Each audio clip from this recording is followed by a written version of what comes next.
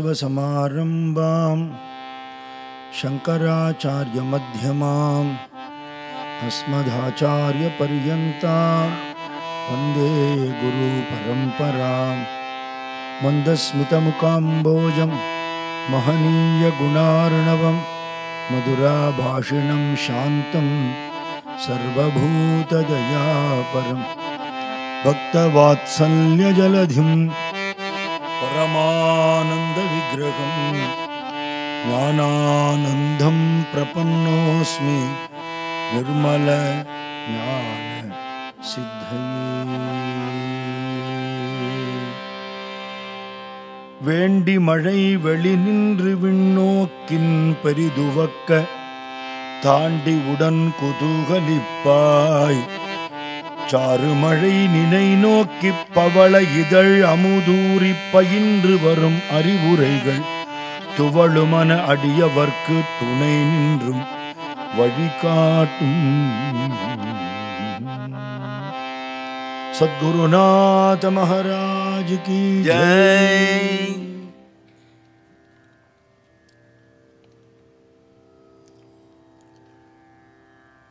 பரம்பொருளாகிய ஒரு பெரும் சக்தி எல்லாத்துக்கும் ஆதாரமா இருக்கு அப்படிங்கிறது எல்லா மதத்துக்கும் பொதுவான விஷயம். வெவ்வேறு பேர்ல அழைச்சாலும் ஒரு நாமம் ஓருருவம் ஒன்றுமிலார்க்கு ஆயிரம் திருநாமம் பாடி நாம் தெள்ளேணம் கொட்டோமோங்கிறார் மாணிக்க வாசகர். யாருக்கு இவ்வளவு சகஸ்ரநாமம், யாருக்கு பேரே இல்லையோ அவருக்குங்கிற, யாருக்கு இத்தனை ரூபங்கள் அனந்த ரூபங்களில் யாரை கும்பிடுறோம், யாருக்கு ரூபமே இல்லையோ அவருக்கு. அப்படின்னா ரூபமே இல்லை பேரே இல்லைன்னு அர்த்தம் இல்லை, இன்ன ரூபம் இன்ன பேர்னு ஸ்பெசிஃபை பண்ண முடியாதுன்னு அர்த்தம். எல்லாத்துக்குள்ளேயும் இருக்குது, எல்லாத்துக்கும் அப்பாற்பட்டு இருக்கு இல்லையா. அந்த பரபிரம்ம ஸ்வரூபத்தை வேதாந்தம் எப்படி குறிக்கிறது? அது தத் அப்படின்னு சொல்ற. எங்க இருக்கு? அங்க இருக்கு, எங்கும் இருக்கு. ஹிந்தியில் ஊப்பர்வாலாம்ப மேலே ஒருத்தன் இருக்கான் பார்த்துட்டே இருக்கான் அப்படின்னு சொல்லுவா இல்லையா. மேலே தானா இருக்கான். உள்ளிலும் இருப்பார் வெளியிலும் இருப்பார் உயிர்க்கு உயிராயும் இருப்பார் நாராயணன். எப்படி இருப்பார்? எள்ளுக்குள் எண்ணெய் போல் எங்கும் நிறைவுற்றாற் போல் கள்ள மனத்துள்ளோர்க்கு காணப்படாத கண்ணன் தூணிலும் இருப்பார் துரும்பிலும் இருப்பார். எள்ளுல அதுலேருந்து நல்லெண்ணெய் வருதுன்னு தெரியும். எள்ளில் எண்ணெயை காட்டுன்னு காட்ட முடியுமா? அப்பர் சாமிகள் சொல்கிறார், விறகில் தீயினன் பாலில் படு நெய் போல மறைய நின்றுடன் மாமணி சோதியான். அப்படி மறைஞ்சு இருக்கிற பகவானை, இதுதான் அவரை அடையிறதுக்கு வழின்னு வெளிப்படுத்தக்கூடிய வேதத்துக்கு மறைன்னு பேர். பகவான் மறைஞ்சிருக்கார். இந்த மறைஞ்சிருக்கிறது வெளிப்படுத்துறது எதுன்னா வேதங்கள். வேதத்தோட அந்தமாக இருக்கிறது வேதாந்தம். அது என்ன சொல்றது? தத் அப்படின்னு பகவானை சொல்றது. நீ எங்கேருந்து வந்த? அங்கேருந்து வந்த. அங்கேருந்து வந்து நீ தனி வியக்தியா? கிடையாது. நீ அப்படி நினைச்சுன்னு இருக்க. ஆகாசத்தில் இருக்கிற நீர் வந்து சூரியனுடைய உஷ்ணத்தினால மேலே மேகத்துக்கு போகிறது, மழை பொழிஞ்சு திருப்பி ஆகாசத்துலேருந்து பூமிக்கு வராப்பில் பிரிஞ்சதா நீ நினச்சின்னு இருக்க. அதனால் உனக்கு நீ தனி என்டிட்டி இருக்குங்கிற. அதனால் துவம் நீ, அது தத். அப்படி பிரிவு தோன்றதே தவிர இந்த பிரிவுக்கு காரணமான அறியாமையை விலக்கிவிட்டா நீ அதுவாக இருக்கிறாய். தத்து துவம் அசி, தத்துவம் அசி. சபரிமலையில் இத்தனை விரதம் இருந்து கஷ்டப்பட்டு படியேறி மேலே போனால் ஐயப்பன் அதை தான் சொல்லின்னு உட்காந்துருக்கார். ஐயப்பனுக்கு மேலே தான் எழுதியிருக்கோம் தத்துவம் அசின்னு. எத்தனை பேர் படிக்கிறான்னு தெரியாது. நீ அதுவாக இருக்கிறாய்னா என்ன அர்த்தம்னா, நீ இந்த உடம்பு இல்லைன்னு தீர்மானம் ஆன உடனே எது மிச்சம் இருக்கோ அதுதான் அர்த்தம். அதனால் அதை குறிக்கக்கூடிய வேதாந்த விஷயத்துக்கே பொதுவாக என்ன சொல்கிறோம்? தத்துவம்னு சொல்கிறோம். தமிழில் தத்துவம்னு சொல்கிறோம், ஃபிலாசபி இங்கிலீஷில். ராமகிருஷ்ண சார் சொல்கிறார், அது ஒன்றும் இல்லை, அது தத்து இது தொம்மு. இது ரெண்டுத்துக்குள்ள உறவை சொல்கிறது தான் தத்துவங்கிறார். அவர் தத்துவத்துக்கு ஒரு புது தத்துவத்தை அவரே கொடுக்குறார். எல்லா பாஷையிலையும் எல்லா பிரதேசத்திலையும் எல்லா காலங்கள்லையும் ஞானிகள் இருந்திருக்கா. அந்தந்த பிரதேசத்தில் இருக்கிற ஜனங்களுக்கு அவா பாஷையில் புரிகிறாப்புல தத்துவார்த்த விஷயங்களை சொல்லியிருக்கா. எல்லாருமே சொல்லியிருக்கா. சம்ஸ்கிருதத்தில் இருக்குது வேதாந்தம். அப்போ அதை படிக்கணுங்கிற நாட்டம் நிறைய பேருக்கு இருக்கும். சுவாமிகிட்ட ஒருத்தர் கேட்டார், சுவாமி சம்ஸ்கிருதம் கற்றுக்கணும்னார். எதுக்குன்னார் சுவாமி. வேதாந்த விஷயங்கள் படிக்கிறதுக்கு. அது தமிழ்லேயே நிறைய இருக்கே அப்படின்னார். படித்தா தப்பு இல்லை, அதோட லட்சியம் என்ன, எதுக்கு படிக்கிறோன்னு கேட்டார். ராமகிருஷ்ணன் சொல்வார், யுத்தம் பண்ணுறதுக்கு கத்தி கேடையெல்லாம் வேணும், தற்கொலை பண்ணிக்கிறதுக்கு ஒரு ஊசி போடும்பார். செல்ஃப் ரியலைசேஷனுக்கு ஒரு மந்திரம் ஒரு வாக்கு போகிறோம். பின்ன எதுக்கு இதெல்லாம் படிக்கிறது? என்ன மாதிரி வளர்கிறதுக்கு, பிரவச்சனம் பண்ணுறவாளுக்கு வேணும். அவசியம் இல்லை. இல்லைன்னா நிறைய படித்து என்ன பண்ண போகிறோம் இல்லையா? மர பீரோவில் அடுக்கி இருக்கிறதெல்லாம் மாம்ச பீரோவில் அடுக்கி பிரயோஜனம் இல்லைன்னு சுவாமி சொல்லுவார். நிறைய படிச்சிருக்கார், என்ன பிரயோஜனம்? பரமஹம்சரோட உதாரணம், பஞ்சாங்கத்தில் மழை பொழியும்னு போட்டிருக்கோம், அந்த தேதியில் மழை பொழியும். அப்படி பஞ்சாங்கத்தில் நிறைய இடங்களில் போட்டிருக்கேன். பஞ்சாங்கத்தை பிடிச்சா தண்ணி வருமானா வரவே வராதுங்கிறார். பஞ்சாங்கத்தை பிடிச்சா சொட்டு தண்ணி வருமா? அனுபவம் இல்லை, வெறும் புக்கிஷ் நாலேஜ். குங்குமப்பூ சுமந்த கழுத மாதிரி நிறைய படிச்சுட்டா என்ன ஆகும்னா, படிச்சுட்டேங்கிற திமிரு வந்துடும். அபிராம பட்டர் சொல்கிறார், கற்ற கயவர் தம்பால் ஒரு காலத்திலும் செல்லேங்கிறார். நான் ரொம்ப வேதாந்த விஷயம் படிக்கலேன்னு ஒரு மனுஷன் நினச்சிட்டு இருந்தாராம். தபோந்துக்கு வந்தபோது சுவாமிகிட்ட அத்தியாத்ம வித்யாலயன்னு போட்டிருக்கோம் இல்லையோ, இந்த வேதாந்த விஷயங்கள்லாம் சொல்லித் தருவாளேன்னு. அங்கே வித்யாந்திகிரி சுவாமிகள் பாடம் எடுப்பார், சன்னியாசிகள்லாம் கேட்பா. இவருக்கு புரியாது பாவம். அப்படி ஒரு ஆசை. சுவாமி சொல்கிறார், அது படித்து வாழலாம் விவாதம் பண்ணுற இடம், நமக்கு வேண்டாம், ஜாலரா இருக்கோ இல்லையோ, அவ்வளோதான். அஷ்டபதியில் ஜெயதேவர் சொல்லாத வேதாந்தமா? ஒருத்தர் உபன்யாசம் பண்ணேனா, அஷ்டபதிக்கும் அக்ஷரமண மாலையும்னு பிரவச்சனம் பண்ணேன். அஷ்டபதி கீத கோவிந்தத்தில் என்ன நாயகா நாயகி பாவம் இருக்கோ அதுவே தான் அக்ஷரமண மாலையில் இருக்குது. இது கீத கோவிந்தம், அது கீத அருணாச்சலம். இல்லை ராதே கிருஷ்ணன் சகி, ரமண பகவான் அருணாச்சலேஸ்வரர், அவ்வளவுதான்.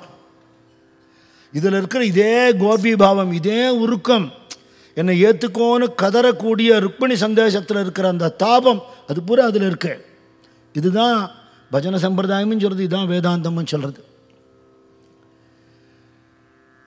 அதனால் சம்ஸ்கிருதம் படித்து தான் தெரிஞ்சுக்கணும்னு இல்லை, எல்லா பாஷையிலையும் இருக்குது. தமிழில் நிறைய கைவல்ய நவநீதம் இருக்குது. ரிபுகீதையை தமிழில் பண்ணியிருக்கார் ஒரு மகான். யோக வாசிஷ்டம் ஞான வாசிஷ்டமாக இருக்குது.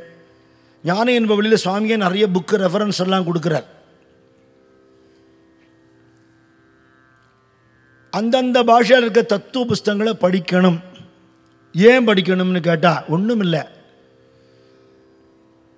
இந்த லௌகீக பற்று நமக்கு நீங்கினா தான் இருக்கிற மட்டுக்கு நிம்மதியாக இருக்க முடியும். போகிறத பற்றி அப்புறம், அதை பற்றி பேச்சு இல்லை, அது எப்போவோ நம்ம கையில் இல்லை. இருக்கிற மட்டுக்கு நிம்மதியாக எப்படி இருக்க முடியும்னு கேட்டால்,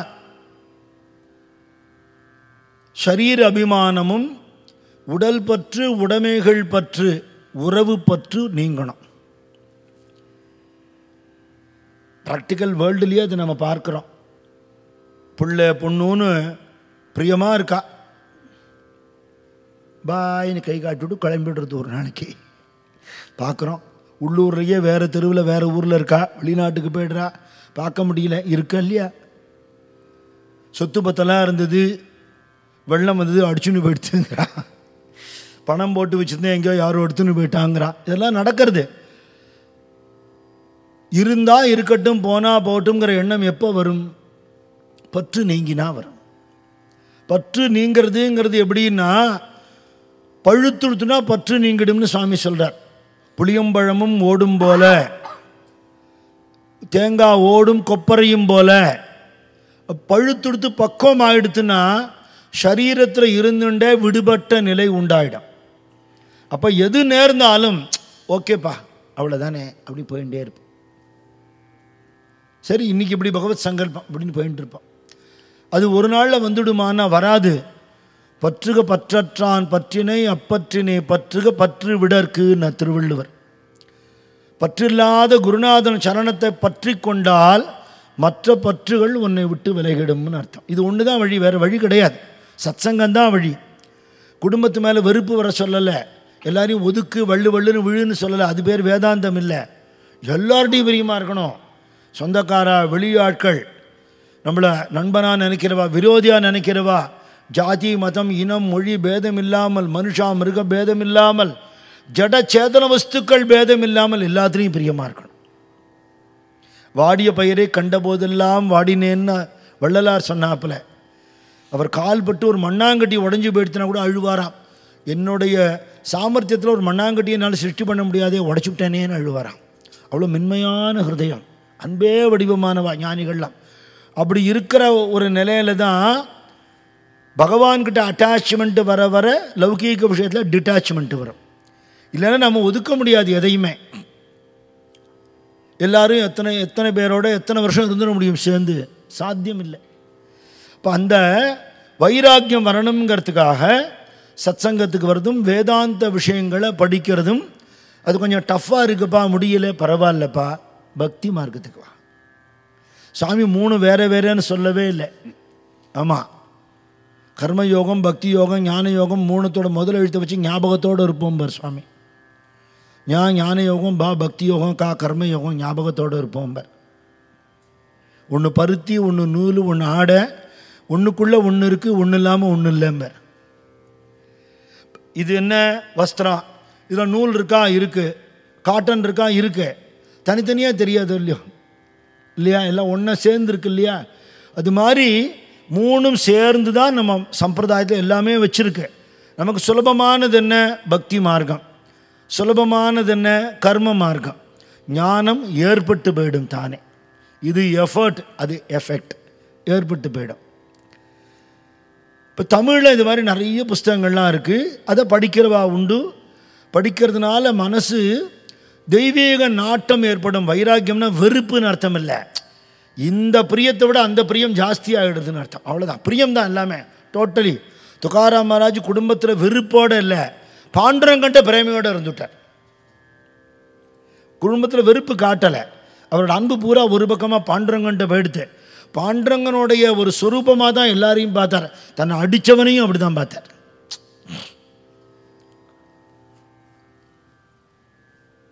எல்லாத்துலேயும் ஒரு ஆசை, இது வேணும் அது வேணும், ஒரு ஆவலாதி. முடியறதோ முடியலையோ. ஒரு அம்மா ஒரு பொட்டி நிறைய என்னென்னமோ சாமான்கள்லாம் வச்சுருந்தா. அது எதையுமே அவளால் யூஸ் பண்ண முடியாது. எதுக்கு வச்சுருக்கேன்னு கேட்டால், ஆசைப்பட்ட வயசில் கிடைக்கல, கிடைச்ச வயசில் வாங்கி உள்ளே வச்சுன்னுட்டேன், திறந்து பார்த்து பயங்கிறான். எதையும் பயன்படுத்த முடியாது. தலையில் முடி கொட்டி போச்சு, சீப்பு யூஸ் பண்ண முடியாது. இந்த மாதிரி ஏகப்பட்ட விஷயங்கள். மனுஷாளுக்கு ஆசை எப்போ விடுறதுன்னா விடவே விடாது. ஆசைக்கு தான் பொதுவாக காமம்னு சொல்கிறோம். காமம்னா எந்த ஆசைக்கும் அதான் அர்த்தம். சட்டார்னு ஒரு கோபம் வந்துடுறது. நாம் நினச்சது நடக்கலைன்னா அதுக்கு இன்னார் தான் ரெஸ்பான்சிபிலிட்டின்னு அவன் மேலே கோபம் வருது. அது எதனால? உலக விஷயங்களில் ஏற்படக்கூடிய மயக்கத்தினால. இந்த வஸ்துக்கள்லாம் நம்மளை விட்டு போயிடுங்கிறது இல்லை. சுவாமி அடிக்கடி சொல்கிறார், உள்ளதுன்றும் உள்ளதுலேன்னு. உடம்பே நம்மளை விட்டு போயிடும். பிடிச்சி வச்சுக்க முடியுமா?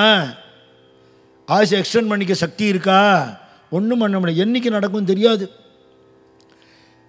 பாகவதருக்கு ஒருத்தருக்கு ஸ்ரத்தாஞ்சலி பண்ணா சாயந்தரம் பஜனையில். போன வருஷம் ஞானானந்த லீலாமிர்தம் சொன்ன பொழுது நாகர்கோவிலேருந்து டாக்டர் மகாதேவன் வந்திருந்தார். அவருக்கு மரியாதை எல்லாம் பண்ணினோம். இந்த வருஷம் கதை டேட்டு சொன்னேன். போன வருஷம் 2 நாள் தான் நான் வந்தேன். இந்த தரம் 1 வாரம் அங்கேயே நான் இருக்க போகிறேன் அப்படின்னு சொன்னார். பிராரப்த வசாதி எனக்கு உடம்பு முடியாமல் போனது மார்ச் எண்டில். வயிற்று ஒரு சர்ஜரி. அவரே ஏற்பாடு பண்ணி என்னை நாகர்கோவிலுக்கு வரவழைச்சி எல்லாம் பண்ணி என்னை எழுப்பி உட்காந்து வச்சுட்டார். அண்ணா, இன்னொரு 20-25 வருஷத்துக்கு ஓடி ஆடி நீங்கள் சத்சங்கம் பண்ணலாம், தைரியமாக இருங்க, குருநாதர் காப்பாற்றிட்டார்னு சொன்னார். ஏப்ரல் 7ஆம் தேதி என்னை காரில் ஏற்றி தபோவனத்துக்கு அனுப்பிச்சார். 8ஆம் தேதி பாத பூஜை பண்ணிவிட்டு பிரசாத் எடுத்துன்னு வான்னு டிரைவர்கிட்ட சொன்னார். டிரைவர் பிரசாத் எடுத்துன்னு போயின்னு இருக்கார். ராத்திரி 8:30 மணிக்கு வாத்துக்கு போகிறார். 8:15 ஃபோன் பண்ணி எங்கேப்பா இருக்க, நான் பிரசாதத்துக்காக வெயிட் பண்ணிட்டு இருக்கேன்னார். 10 நிமிஷத்தில் வீட்டுக்கு வந்துடுவேன் சாமின்னா. 8:30 போனால் டாக்டர் வைஃப் சொன்னால் சாப்பிட்டுட்டு படுத்துன்னு விட்டார், பிரசாதத்துக்காக காத்துன்னு இருந்தார், நீ அவர் எழுப்பாத, முழிச்சுட்டு இருந்தால் கொடுலன்னா தலைமாட்டில் வச்சுடுன்னா. உள்ளே போனால் கொரட்டை விட்டு தூங்குறார் அப்படின்னு தலைமாட்டில் வச்சுட்டு கிளம்பிட்டான். 9 மணிக்கு உள்ளே போய் பார்த்தா இல்லை, குருநாதன் சரணத்தில் அடைஞ்சுட்டார். நெலுரன் உளன் ஒருவன் இன்றில்லை என்னும் பெருமை உடைத்து இவ்வுலகு. நான் திருவள்ளுவர். நேற்றுக்கு இருந்தவன் இன்றைக்கி இருக்க மாட்டாங்கிறது தான் உலகத்தோட லட்சணம். ஒன்றும் பண்ண முடியாது இல்லையா? போன வருஷம் பார்த்தோமே இந்த வருஷம் பார்ப்போமா தெரியாது, நேற்றுக்கு பார்த்தோமே இன்றைக்கி பார்ப்போமா தெரியாது. இப்படி இருக்கிற உலகத்தில் சரீரத்தில் பிராணன் இருக்கும் பொழுதே உள்ளுக்குள்ளே இருக்கிற சைத்தன்யத்தை தெய்வத்தை உணர்ந்துடணுங்கிறது தான் நம்மளோட கடமைங்கிறார். மனித பிறவி எடுத்ததோட பிரயோஜனம் பிறவி பயனை அடைவது. சுவாமி அடிக்கடி சொல்வார், ஒப்பற்ற ஒரு பெரும்பொருள் பரம்பொருள் உள்ளே இருக்குது. எல்லாத்துக்கும் ஆதாரமான சக்தி எதுவோ அது இங்கே உள்ளே இருக்குது, ஒத்தொத்தருக்குள்ளேயும் இருக்குது. அதை தெரிஞ்சுக்கிறதுக்கான பிரயத்தனம் தான் இந்த பிறவி பயன்னு சுவாமி அடிக்கடி சொல்வார்.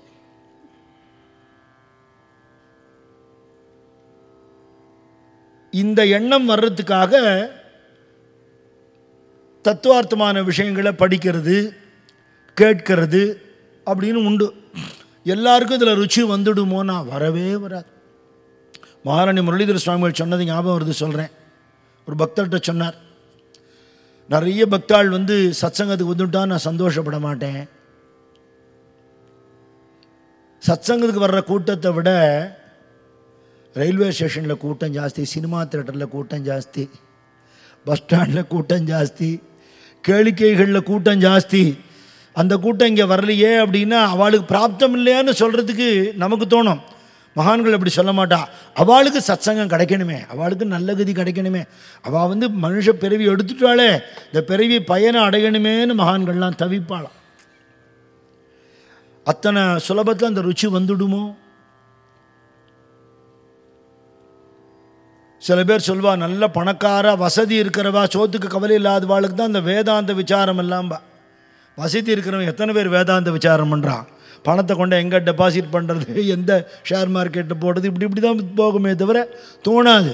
இப்போ ஏழைகளுக்கு பக்தி வரப்படாதா, வைராக்கியம் வரப்படாதா? பசிக்கிற போது ஒரு வேளை ஆகாரம் கிடைக்கலேங்கிறதுனாலே விட்டு கிளம்பி போனவர் சதாசிவ பிரம்மேந்திரால் ஆகிட்டார். பசினால் வைராக்கியம் வந்துடுத்து. நமக்கு பசி வருது, வைராக்கியம் வரமாட்டேங்கிறது. வேளைக்கு பசி மட்டும் வருது. செல்வந்தர்களாக இருக்கிறவாளுக்கு வேதாந்த ஞானமாக பக்தியை வரப்படாதுன்னு இல்லையா? நிறைய பணக்காராலே பக்தாளும் இருக்கா, வேதாந்திகளும் இருக்கா. அதனால அது பூர்வ ஜென்ம சுகிருதம், சத்சங்க பாக்கியம், குரு கிருபையினால் கிடைக்கும், வேறு காரணமே கிடையாது.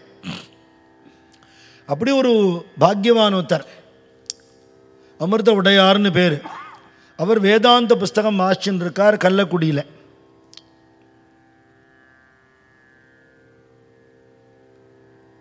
சுவாமி இன்னார்னு தன்னை தெரிவிச்சுக்கல.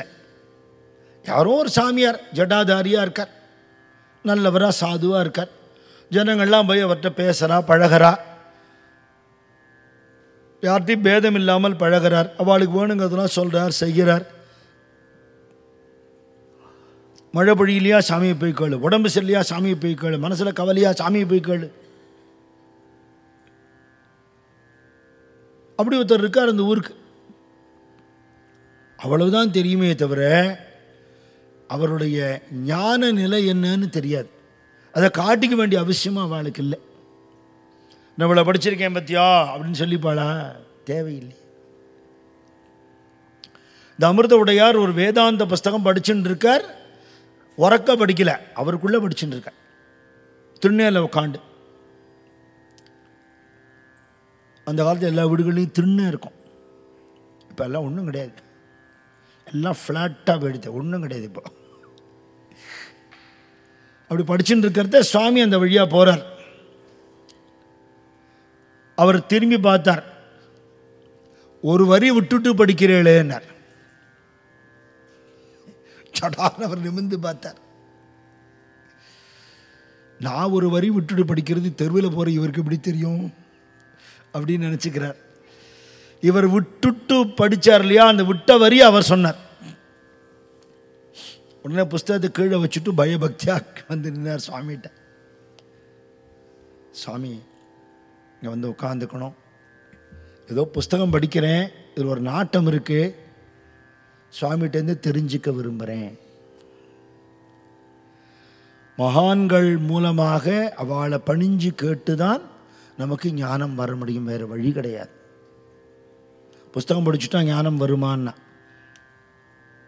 புஸ்தகம் படித்தா புஸ்தக ஞானம் வரும், அனுபவ ஞானம் வராது. அது ஒரு ஞானி தான் உணர்த்த முடியும். அதுக்கப்புறம் அவருக்கு ரொம்ப பக்தி உண்டானது சுவாமிகிட்ட, அமிர்த உடையாருக்கு. ஊர்க்காராளுக்கு தெரிஞ்சது, இது சாதாரண சாமி இல்லைப்பா, நம்ம பெரிய ஐயா வந்து அவர்கிட்ட கை கட்டி நின்று பேசுகிறாங்க, இது படித்த சாமி போல் இருக்குது. ஏதோ நமக்கு தேவாரம் திருவாச்சகம் சொல்லி தர்றது, சிவசிவான்னு சொல்லுங்கிறது, மழை பொழியிலன்னா ஐயருங்கள்லாம் கூப்பிட்டு வேத மந்திரம் சொல்ல சொல்லி மழை கொட்ட வைக்கிறது, எல்லாரோடையும் பழகிறது சாமி. நிறைய படிச்சிருக்கு போல இருக்குப்பா. அன்றைக்கி அவங்க வீட்டில் பேசிட்டு ஐயா அப்படியே பயபக்தியாக கேட்குறாங்க, நமக்கு ஒன்றும் புரியல, ஆனால் நிறைய படிச்சிருக்கு சாமி. சாமியுடைய உபதேசங்கள் பார்த்தோம்னா பெரிய பெரிய தத்துவங்கள்லாம் ரொம்ப எளிமையாக சொல்லியிருப்பார், ரொம்ப அழகாக இருக்கும். இதுக்கப்புறம் சுவாமிக்கு எல்லாம் தெரிஞ்சுதுங்கிறது எல்லாரும் தெரிஞ்சுக்க ஆரம்பித்தா, சந்தர்ப்பம் வரும்போது அந்த விஷயங்கள் வெளிப்படுமே தவிர அவர் தனக்கு தெரியும்னு காட்டிக்க மாட்டார். சத்குரு ஞானானந்தா புஸ்தகத்துலேயும் போட்டிருக்கு, ஞானானந்த தரிசனத்துலேயும் போட்டிருக்கு, எந்த கலைகளும் சுவாமிக்கு தெரியாததே இல்லைன்னு போட்டிருக்கு. பித்துக்குளி முருகதாசர் எழுதியிருக்கார். தபோவனத்துக்கு ஒருத்தனம் போனபோது காரைக்குறிச்சி அருணாச்சலம் வந்து நாதஸ்வரம் வாசிச்சுட்டு இருந்தார். நாதஸ்வர சக்கரவர்த்தி வந்திருக்கார் அப்படின்னு சுவாமி சொல்லி அவரை வாசிக்க சொல்லி ரசித்தார். ரசிச்சுட்டு அவர் வாசித்த ராகங்களில் இருக்கிற சூக்ஷ்மங்கள்லாம் சுவாமி சொன்னாராம். அவர் வளர்த்து நாதஸ்வரத்தை கீழே வச்சு நமஸ்காரம் பண்ணிட்டாராம். பார்த்தா சாதாரண வைப்பார், தன்னை காட்டிக்க மாட்டார். அது தத்துவமோ ஜோதிஷமோ தர்க்கமோ சித்தாந்தமோ வேதாந்தமோ சுவாமிக்கு தெரியாத விஷயம் இல்லை. அதனால தான் சர்வஜ மூர்த்தின்னு சொல்கிறோம். அப்படின்னா எல்லாம் அறிந்தவர்னு அர்த்தம். அப்படி சாமி எல்லாம் தெரிஞ்சவர் அப்படிங்கிற விஷயம் அப்படி பரவி பக்கத்தில் ஆலம்பாக்கம்னு ஒரு ஊர் இருக்குது. அந்த ஊர்லேருந்து கலிய பெருமாள்னு ஒரு பெரிய ஜோசியர். அவர் ஜோதிஷ புஸ்தகமெல்லாம் நிறைய படித்தவர். பொதுவாக ஒரு பழமொழி உண்டு தெரியுமா, ஆலையில்லா ஊருக்கு இழுப்பு பூ சக்கரைன்னு சொல்லுவாள். ஒரு நிறைய விஷயம் தெரியாதவா இருக்கிற ஊரில் 4 விஷயம் தெரிஞ்சவன் பெரிய ஆளாக போயிடுவான் இல்லையா. அது மாதிரி அவர் தான் கொஞ்சம் தெரிஞ்சுட்டு இருக்கார். அதை வச்சு அவர் தான் அந்த ஊரில் பெரிய ஆள்னு இருந்துன்னு இருக்கார். நவகிரகங்களை அப்படி உள்ளுக்குள்ளே வச்சு ஆட்டுற மாதிரி சில பேர் நடந்துப்பான். நம்மளை நவகிரகம் ஆட்டுறது, நவகிரகத்தை நம்ம ஆட்டுறோம்னு நினச்சிப்பான். அப்படி ஒரு மெத்த படித்த ஜோசியர் அவர்.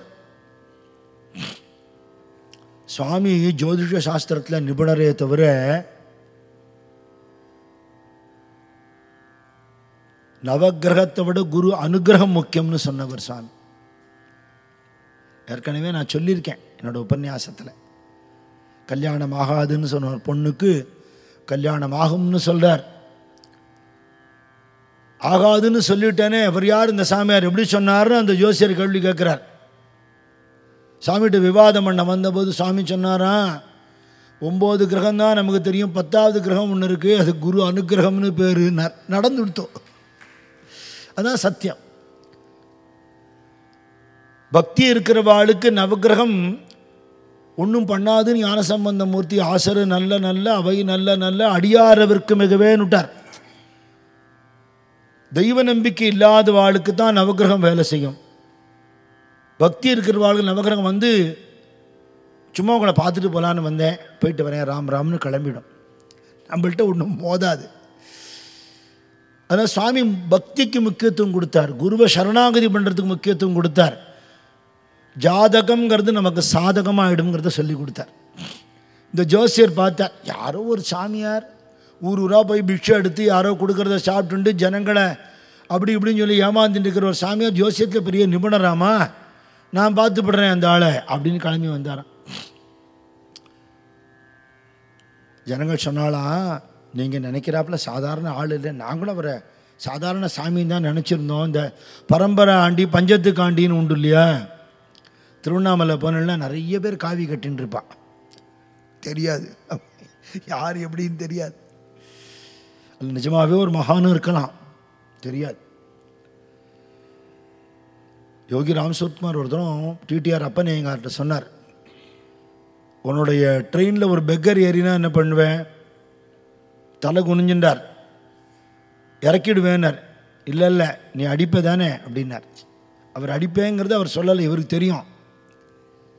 சரி, what you will do if this beggar comes? I will offer you a seat, I will give you some milk or something to drink. Why? He is also a beggar. But you say you are a beggar, but you are a saint. How do you know that beggar is not a saint? நீ பார்க்குற பிச்சைக்காரன் மகான் இல்லைன்னு உனக்கு எப்படி தெரியும்? தெரியாது. Then treat everybody as யோகி ராம் சுரத்குமார் அப்படின்னு தான் மெசேஜ். யாரையும் உருவு கண்டு எள்ளாமை வேண்டும்ங்கிறார் திருவள்ளுவர். பார்த்து உருவத்தை பார்த்து ஜட்ஜு பண்ணாத உன்னால் முடியவே முடியாது. இவர் பெரிய ஜோசியர் ஆலம்பாக்கத்துலேருந்து வந்திருக்கார், உங்களோட பேச வந்திருக்கார். அப்படியா? பேசட்டுமே. பேசலாம் வரல, விவாதம் பண்ண வந்திருக்கேன். அப்படியா? என்ன பேசணும், என்ன விவாதம் பண்ணணும்? உங்களுக்கு எல்லாம் தெரியும்னு சொல்கிறாளே அப்படின்னு அவள்லாம் தான் சொல்கிறா அப்படின்னு அவள் சொல்கிறா. ஜோதிஷமா தர்க்கமா எதை பற்றி பேசணும்? சாமிக்கு எது நல்லா தெரியுமோ அதை பற்றி பேசலாம். ஜோதிஷத்தில் சமஸ்கிருதத்தில் எத்தனை கிரந்தங்கள் இருக்கோ அதோட பேர்களை சொல்லி உள்ள ஸ்லோகங்கள்லாம் சொல்கிறார். இவருக்கு தெரியாமல் இந்த இடத்துக்கு வந்துட்டோமேன்னு தோணி போயிடுத்து. எல்லா இடத்துலையும் ஊர் கூடி போயிடுத்து. இவர் ஒரு பெரிய மனுஷன்ட்டு பேர் எடுத்தவர். சம்ஸ்கிருதம்லாம் வேண்டாம், தமிழில் சொல்லுங்கள், இங்கே இருக்கிறவங்களுக்கு புரியாதில்லை அப்படின்னாரு. ஏன்னா இவருக்கு தெரியாது. தமிழில் இருக்கிற ஜோதிஷ புஸ்தகங்கள்லாம் வரிசையாக சொல்லி அதில் உள்ள பாட்டுகள்லாம் சொன்னார். இப்போது சூரிய அஸ்தமனம் ஆறாப்பில் இருக்குது. இந்த நேரத்தில் ஜோசியத்தை பற்றி பேசப்படாதுன்னு ஒரு சாஸ்திரம் இருக்குது. அதனால் இப்போ வேண்டாம். வேறு என்ன பேசுவோம்? தர்க்கம் பேசலாமா, சித்தாந்தம் பேசலாமா அப்படின்னு எல்லா விஷயத்தையும் சுவாமி ஒன்றொன்னா சொல்ல ஆரம்பிக்க காலில் விழுந்து குருநாதான் சரணத்தை பிடிச்சுட்டார். என்னை மன்னிச்சிருங்கோ, எனக்கு யாரோ ஏதோ சொன்னால் சாமியார் தானேன்னு வந்துட்டேன், என்னை மன்னிச்சிருங்கோ, எனக்கு கர்ப்ப பங்கம் ஆகிடுதுன்னு சுவாமிகிட்ட மன்னிப்பு கட்டுண்டார். ஒருத்தனை அடைக்கிட்டேங்கிற எண்ணமும் அவளுக்கு இருக்காது. அங்கேயும் ஒரு குழந்தை மாதிரி தான் இருப்பாள், சாதாரணமாக இருப்பாள். ஏன்னா மகாபரிவா சொல்கிறார், ஒரு கண்ணாடியில் இன்னொரு மாடை பார்த்ததுன்னா இந்த மாட்டுக்கு கோபம் வரும், முற்றத்துக்கு போகும். ஒரு நாய் கண்ணாடியில் பிரதிபிம்பத்தை பார்த்தா கோபம் வரும் அதுக்கு. ஒரு மனுஷன் கண்ணாடியில் தன் பிம்பத்தை பார்த்தா சந்தோஷப்படுவான். ஏன்னா நான் தானே தெரியும், கொஞ்சம் இப்படி இப்படி பண்ணிப்பான். தலையில் முடியே இல்லாட்ட கூட சீப்படுத்தி இப்படி இப்படி பண்ணிப்பான், அழகை ரசிச்சுப்பான்.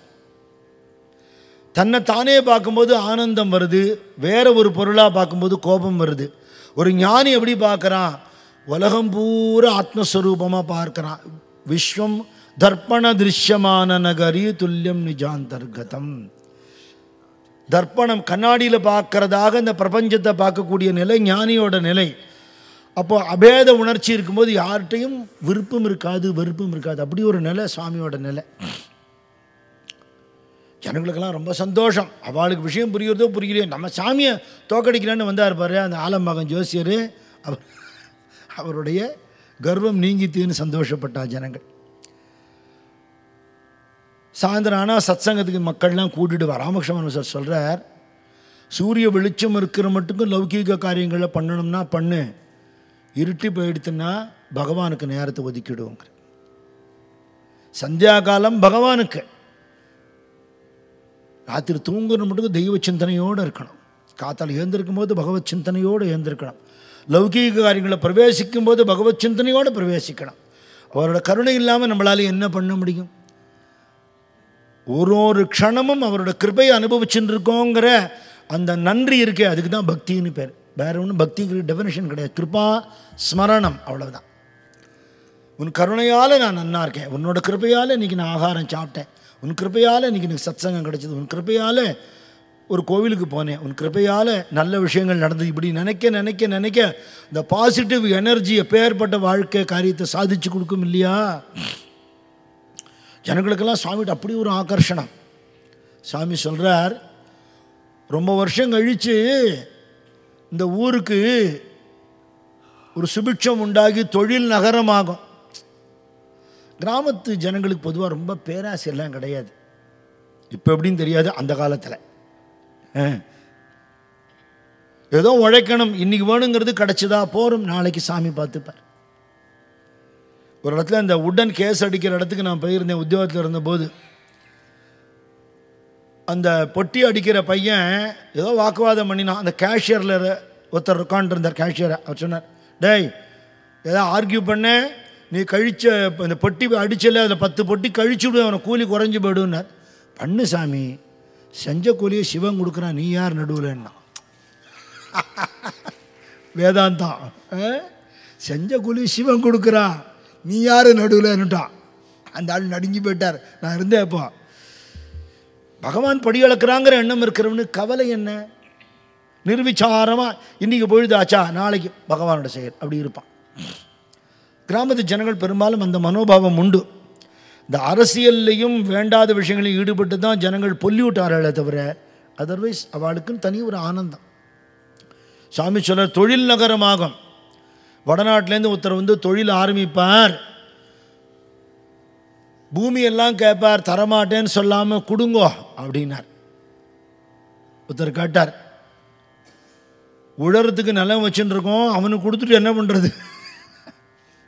சும்மா கொடுக்க சொல்லலப்பா, அதுக்கு என்ன உண்டோ கேட்டு வாங்கிக்கோங்க. அதோடு நிற்காம வீட்டில் ஒருத்தருக்கு வேலை கொடுன்னு கேளுங்க, தொழில் நகரம் ஆகும்னு சொன்னார் சுவாமி. இன்றைக்கி அந்த கள்ளக்குடி தான் டால்மியாபுரமாக இருக்குது, நம்ம பார்க்குறோம். இது சுவாமி இது இந்த ஃபேக்ட்ரியெல்லாம் வர்றதுக்கு 40 வருஷத்துக்கு முன்னாடி சொல்லிட்டாராம் சுவாமி, இப்படி நடக்கும்னு. அவர் அடுத்த ஊருக்கு போயிட்டார். இப்போ அப்படி ஆகும்போது அவர் இல்லை. ஆனால் சுவாமியுடைய உத்தரவுனால தான் இது நடந்ததுங்கிறது அவளும் தெரிஞ்சுண்டா. பின்னாடி ஃபேக்ட்ரி கட்டுறதுக்கான சூழ்நிலை, அதுக்கு ரோடுகள்லாம் போட வரும்போது ஒரு மாரியம்மன் கோவில் நடுவில் இருக்குது. அது கொஞ்சம் வேறு இடம் கொடுத்து அந்த கோவிலை கட்டி கொடுத்துட்டு இந்த இடத்த எடுத்துக்கலாமான்னு கேட்டதுக்கு ஜனங்களுக்கு சென்சிட்டிவ் இஷ்யூ ஆகிடுது. அது எப்படி மாரியம்மன் கோவிலை நீ இடிப்ப அப்படின்னு சண்டைக்கு வந்துட்டான். உடனே வா கம்பெனிக்கார சுவாமிகிட்ட தான் போனா. சுவாமி வேறு ஊருக்கு போயிட்டார். இப்போ சுவாமி சொன்னாராம், வேறு இடத்துல கோவில் கட்டி கொடுத்துட்டு சுவாமியை பிரதிஷ்டை பண்ணிவிட்டு இந்த கட்டடத்தை எடுத்துக்கலாம்னு சொன்னார். அதனால் ஒன்றும் தப்பு இல்லை. மக்கள் சுபிட்சமாக இருக்கிறது தான் தெய்வத்துக்கு பிடிக்கும். தெய்வத்துக்கு மாற்று இடம் கொடுத்துட்டா சுவாமி ஒன்றும் சொல்ல போகிறதில்ல. அப்படி ஜனங்கள் அவ்வளவு தூரம் சுவாமியுடைய அருள் அங்கே அனுபவிச்சிருக்கா. கள்ளக்குடியில் அங்கேயே இருந்துக்கலாம் அப்படின்னு சுவாமிக்கு தோணாது. இன்னொரு ஊரில் பிரச்சனை அப்படின்னா உடனே அங்கே கிளம்பிடுவார். இப்போ கவர்மெண்ட் ஆஃபீஸர்ஸ் எல்லாம் இருக்கா, அவள் வந்து ஒரு இடத்துல அவளுக்கு டெபுடேஷன் கொடுத்துருக்கு. அங்கே வந்து அவள் நன்னா அவளோட காரியங்கள்லாம் பண்ணிவிட்டான்னா அடுத்த ஊருக்கு ட்ரான்ஸ்ஃபர் பண்ண போயிட்டே இருப்பாள். ரொம்ப நல்லவராக இருக்கார் அந்த அதிகாரி, இவர் இங்கேயே இருக்கணும்னு கேட்டால் கவர்மெண்ட்டும் ஒத்துக்காது. அவர் இப்படி இருக்கவும் முடியாது. மகான்கள் அது மாதிரி ஈஸ்வர சங்கல்பத்தினால வெவ்வேறு இடத்துக்கு போகிறா. எந்த இடத்துல பிரச்சனை இருந்ததோ அதை சமன் பண்ணிவிட்டு அந்த இடத்துல சுபிட்சத்தை உண்டாக்கிட்டு அடுத்த இடத்துல ப்ராப்ளம் இருக்கிற இடத்துக்கு போகிறா. நம்ம எங்கே போகிறோமோ போகிற இடத்துல அமைதி வேணும்னு நினைப்போம், ப்ராப்ளம் வேண்டான்னு நினைப்போம். அவள் ப்ராப்ளம் இருக்கிற இடத்த தேடி தேடி போவா. அங்கே போய் தான் அந்த இடத்த சரி பண்ணணுங்கிறதுக்காக. சுவாமி குடிசையில் தான் இருந்திருக்கார். கள்ளக்குடியில் இருக்கிறத, கள்ளக்குடியில் நடந்த ஒரு சம்பவத்தை டிடிஆர் அப்பனையங்கார் சொல்கிறார். ஞான ஒளியில் எழுதியிருக்கார். அதை எல்லாம் ஒரு 100 வருஷத்துக்கு முன்னாடி சமாச்சாரம். இந்த சம்பவம் நடந்ததை பிற்பாடு அப்பனையங்கார்ட்ட ஒருத்தர் ஸ்ரீரங்கத்தில் சொல்லியிருக்கார். அந்த சம்பவத்தை அப்படியே எழுதுகிறார் அவர். ஸ்ரீரங்கத்தில் நான் வந்து இருந்தேன், பெருமாள் ஊர்வலம் வரப்போகிறார், அதுக்காக ரெடியாக தேங்காய் பழமெல்லாம் வச்சுன்னு இருக்கிறோம்.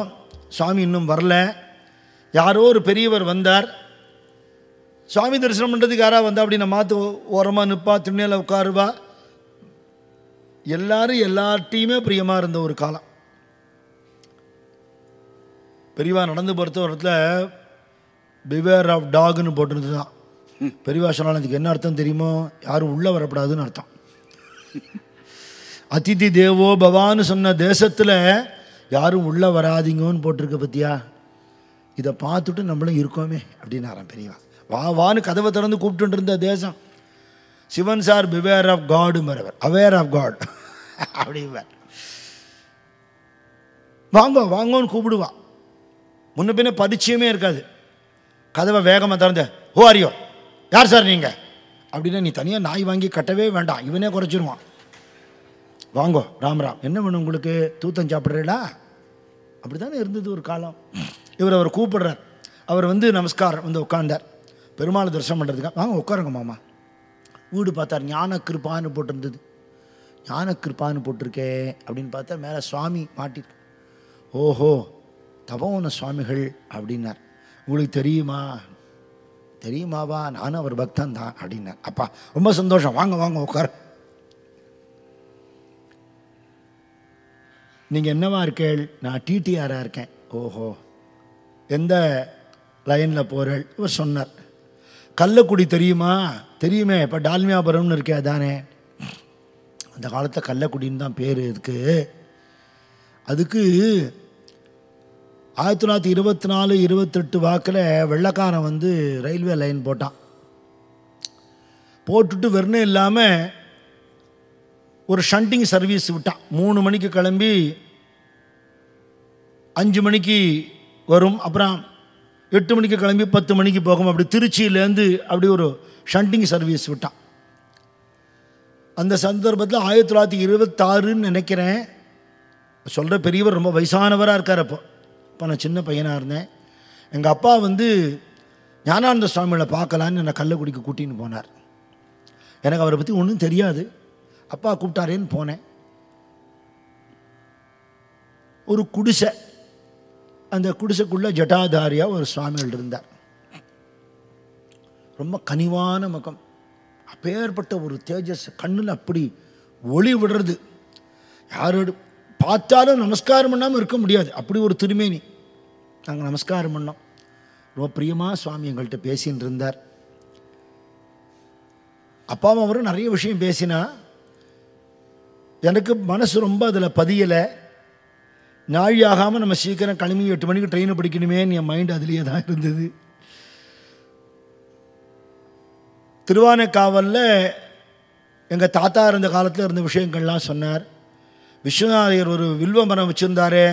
அதுலேருந்து வில்வம் தினம் ஜம்புகேஸ்வரர் கொடுப்பாரு. அகிலாண்டேஸ்வரி மேலே ரொம்ப பக்தி, அந்த மரமெல்லாம் இருக்கோ அப்படிலாம் கேட்டுட்டு இருந்தார்.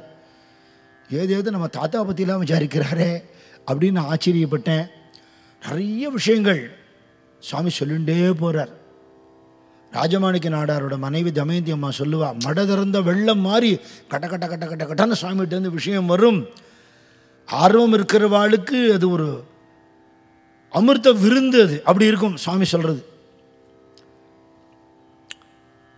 நிறைய க்ஷேத்திரங்களை பற்றியெல்லாம் சொல்லுவார் சுவாமி. அவர் போகாத ஊர் இல்லை, பார்க்காத க்ஷேத்திரம் இல்லை, அதெல்லாம் சொல்லிகிட்டே இருந்தார். எனக்கு மனசு பூரா 8 மணிக்கு நம்ம ட்ரெயின் பிடிக்கணுமே, இவர் பேசிகிட்டே இருக்காரேன்னு பட்டுட்டே இருக்கு மனசில். சுவாமி ட்ரெயினுக்கு நாழி ஆகிடுத்தேன்னு தோன்றதா? அவசரப்பட வேண்டாம், நம்மளை ஏற்றின்னு தான் ட்ரெயின் போகணும் அப்படின்னு சொன்னாராம். என்னது இவர் இங்கே குடிச்சல உட்காந்து சொல்கிறார். இவர் சொன்னார் ரயில்வே கேட்டுற போகிறாளான்னு. நம்ம போய் சேர்றத 10-11 மணி ஆகிடும், பசிக்குமோ இல்லையோ, ஆகாரம் பண்ணிட்டு போவோம். இவ கிட்டத்தட்ட 2-2.5 மணி நேரமாக பேசின்னு இருக்கா வந்ததுலேருந்து. உள்ளுக்குள்ளே போய் ஒரு வெங்கல குண்டான தூக்கின்னு வரார். இவாளுக்கு அவரே இலை போட்டார். அந்த சௌலபியமெல்லாம் எங்கே பார்க்க முடியும்? நாம் மயிலாப்பூர் ராமகிருஷ்ணா மடம் சசி மகாராஜ ராமகிருஷ்ணானந்த சுவாமிகள் அவரே பூஜை பண்ணுவார், அவரே சமையல் பண்ணுவார், அவரே கணக்கு எழுதுவார், அவரே வெளியில் போய் வேதாந்த பாடம் எடுப்பார், அவரே மடத்துக்கான அத்தனை வேலையும் பண்ணுவார், அவரே பெருக்கி தொடப்பார். அப்படியெல்லாம் உழைச்சி தான் இன்றைக்கி பேர்பட்ட ஒரு மடத்தை உண்டாக்கியிருக்கா. தியாகம் இல்லாமல் ஒன்றுமே இல்லை. எடுத்தடுப்புலேயே ஆட்கள் வந்துடுவாளான்னு அதை எதிர்பார்க்கவும் இல்லை. அவரே இலையை வச்சு ஜலம் தெளித்து சுட சுட வெண்பொங்கல் போடுறார். இதை சொன்ன பெரியவர் சொல்கிறார் அப்பனை எங்கார்கிட்ட, 2 மணி நேரமாக எங்கள்கிட்ட பேசின்னு இருந்தார். யாருமே உள்ளே வரல, அவரை தவிர யாரும் இல்லவும் இல்லை. எப்படி ஆவி பறக்க கொதிக்க கொதிக்க இந்த பொங்கல் வந்ததுன்னு புரியலை. ஆனால் யோஜனை இப்போ பேசுகிறேனே தவிர அப்போ இருக்கிற பசிக்கு சாப்பிட்டுட்டா தேவையில்லைன்னு தோணித்து. நிதானமாக சாப்பிடலாம், ட்ரெயின் கிளம்பாதுங்கிறார். தேவாமிர்தமாக இருந்ததுன்னு சொன்னார். அப்புறம் எங்கார் எழுதியிருக்கார், தேவாமிர்தமாக இருந்ததுன்னு சொன்னார், தேவர்களுக்கும் துர்லபமானதுன்னு எழுதுறார். குருநாதன் கையால் பக்குவப்படுத்தி சமைச்சு கொடுத்துருக்கார். இப்போ ஏற்பட்ட பாக்கியம். ஒரு பிரம்மஞானி தரிசனம் பண்ணுறது பாக்கியம், பேசுறது பாக்கியம், அவரை பற்றி நினைக்கிறது பாக்கியம். அவர் கையால் பரிமாற கிடச்சது எப்போ ஏற்பட்ட பாக்கியம். அவர் கையால் ஊட்டப்பட்ட பாக்கியம் உள்ளவரை இங்கே உட்காண்டிருக்கார். சுவாமி கையால் ஊட்டப்பட்ட ஒரு பாக்கியசாலி இங்கே உட்காண்டிருக்கார், கோபால வாத்தியார். அவள் அந்த பிரசாதத்தை சாப்பிட்றா. நிதானமாக சாப்பிடுவோன்னு சொல்லிவிட்டு சாப்பிட்டதுக்கப்புறம் ஒரு ஹரிக்கேன் விளக்கு எடுத்துக்கிறார். இவருக்கு நம்பிக்கையே இல்லை ட்ரெயின் கிடைக்கும். மணி ஆயிடுத்து, பாதையெல்லாம் ஒரே கும்மிருட்ட. சுவாமி வழிகாட்டின்னு போகிறார். அவர் தான் எங்களுக்கு ஒளிகாட்டி வழிகாட்டினார்னு சொன்னாராம் 2 அர்த்தத்தில். அங்கே போனால் ட்ரெயின் நின்றுருக்கு. இப்படி சகஜமாக ட்ரெயின் லேட்டாக போகிற காலம் இல்லை. பிரிட்டிஷ் பீரியடு பங்க்சுவாலிட்டி 1 நிமிஷம் தாண்ட முடியாது. அது மாதிரி தாண்டினதும் இல்லை. இவா போகும்போது 8 மணிக்கு கிளம்ப வேண்டிய ட்ரெயின் 8:40 இவா போகிறத. என்னன்னு புரியல, ஒரே கூட்டம் இங்கே இங்கே பரபரத்துன்னு இருக்கா. சுவாமி கிட்ட இவரை கூப்பிட்டு சட்டுன்னு போய் 2 டிக்கெட் ஸ்ரீரங்கத்துக்கு வாங்கிட்டு வந்துடுவோம். அவர் வாங்கிட்டு வந்துவிட்டார். என்னன்னு விசாரிக்கிறார், ஏன் இப்படி ஒரே கூட்டமாக இருக்குது, என்ன சமாச்சாரம்? ஒன்றுமில்லை, அந்த சிக்னல் காட்டுறது இருக்கு இல்லையா, அந்த லிவரை இறக்குற இடத்துல அந்த கேபினில் ஏறி பாயிண்ட்ஸ்மேன் இறக்குறோம், அந்த இடத்துல ஒரு பெரிய பாம்பு. ஆமாம், அதோ இருக்கே, புஸ்ஸு புஸ்ஸுன்னு சீர்றது. 7:50 அங்கே உட்காந்துருக்கு, விரட்டினா போக மாட்டேங்கிறது. நாங்களும் பந்தமெல்லாம் கொளுத்தி தூக்கி போட்டு பார்க்குறோம், சீரல் ஜாஸ்தியாக இருக்குது. லைனை மாற்ற முடியல, மெயின் லைனுக்கு கொண்டு போக முடியல. என்ன பண்ணுறதுன்னு தெரியாமல் தவிச்சுன்னு இருக்கோம். இப்படி ட்ரெயினை கிளப்ப முடியலங்கிற மெசேஜ் அனுப்பிச்சிட்டோம். இந்த லைனில் இப்போதைக்கு ட்ரெயின் வரல, நீங்கள் மெதுவாக வாங்குவோன்னு சொல்லிவிட்டா. எவ்வளோ நேரம் இங்கே இருக்கிறதுன்னு எங்களுக்கு புரியல. இவாளும் குழம்புறா. சுவாமி சொன்னார், நம்ம பொட்டியில் ஏறிடுவோம், பாம்பு கிளம்பிடுவோன்னார்.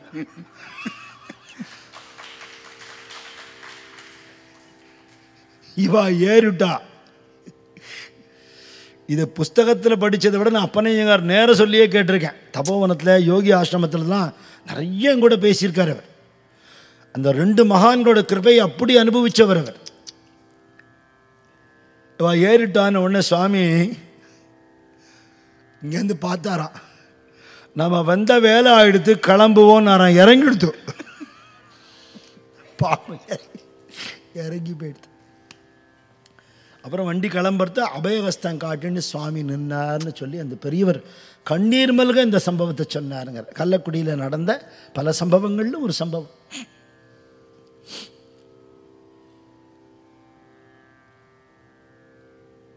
அதுக்கப்புறம் சுவாமி அங்கேருந்து கிளம்பிட்டார். கிளம்பி நிறைய ஊருக்கு போயிருக்கார். சூலூரில் இருந்திருக்கார். சூலூரில் இருந்தபோது தான் அங்கே அவருக்குன்னு ஆசிரமம் கட்டணுங்கிறதுக்காக லேண்டு வாங்கிறதுக்கு ட்ரை பண்ணியிருக்கா பக்தாள். அப்போ தான் லேண்ட் ரெஜிஸ்ட்ரேஷனுக்கு அவரை பற்றின விவரங்கள் வேணுமே. இன்னாரோட பிள்ளை, இன்னாரோட பேரன்னு நமக்கெல்லாம் ஒரு பயோடேட்டா உண்டு. அப்போ தான் முதல்ல ஆதிசங்கராச்சாரியா ஸ்தாபித்த ஜோதிர்மடத்து பீட்டாதிபதி சிவரத்னகிரி சுவாமியோட சிஷ்யர்னு சுவாமியே சொன்னதுனால அது ரெக்கார்ட் ஆகிருக்கு, எழுதப்பட்டிருக்கு அந்த ரெக்கார்டில். பின்னாடி வெங்கட சுப்பையர் கேட்டபோது சுவாமி அந்த சூலூர் டாக்குமெண்ட்டை தான் காட்டினார்னு சொல்லப்படுறது. ஸ்ரீமுஷ்ணத்தில் இருந்திருக்கார். காலங்கள்லாம் கொஞ்சம் முன்ன பின்னே இருக்குது. ஏன்னா ஒரே நேரத்தில் 2-3 இடத்துல இருந்திருக்கார். ஒரே காலகட்டத்தில் ஒரு இடத்துக்கு போயிட்டு திருப்பி வந்திருக்கார். கள்ளக்குடி வரதுக்கு முன்னாடியே சித்தலிங்க மடத்துக்கு போயிருக்கார். திருப்பி ஆட்டையாம்பட்டி வந்துட்டு திருப்பி சித்தலிங்க மடத்தில் இருந்திருக்கார். எப்போ பாண்டிச்சேரியில் இருந்தார், எப்போ கதிர்காமத்தில் இருந்தார், எப்போ வள்ளலாரோட இருந்தார்னு கணக்கு போட்டு மாளாது. போலூர் சம்பத்கிரியில் இருந்திருக்கார். அங்கேருந்து விருப்பாட்சி கோயிலில் ரமண பகவானை போய் பார்த்துருக்கார். இப்போ தத்பத தொம்பத ஆராய்ச்சி முடிஞ்சு அசிபதத்தில் இருந்தார்னு சுவாமி சொல்கிறார். அப்படின்னா என்ன அர்த்தம்னா, பகவத் சிந்தனையிலேயே அந்த பரபிரம்மத்தையே தியானம் பண்ணுற தத்பதம், அது ஜீவாத்மாவாக உள்ளே இருக்கிற நிலையே தியானம் பண்ணுற தொம்பதம், அப்புறம் அதுவே இதுவா ஆன நிலை அசிபதம்.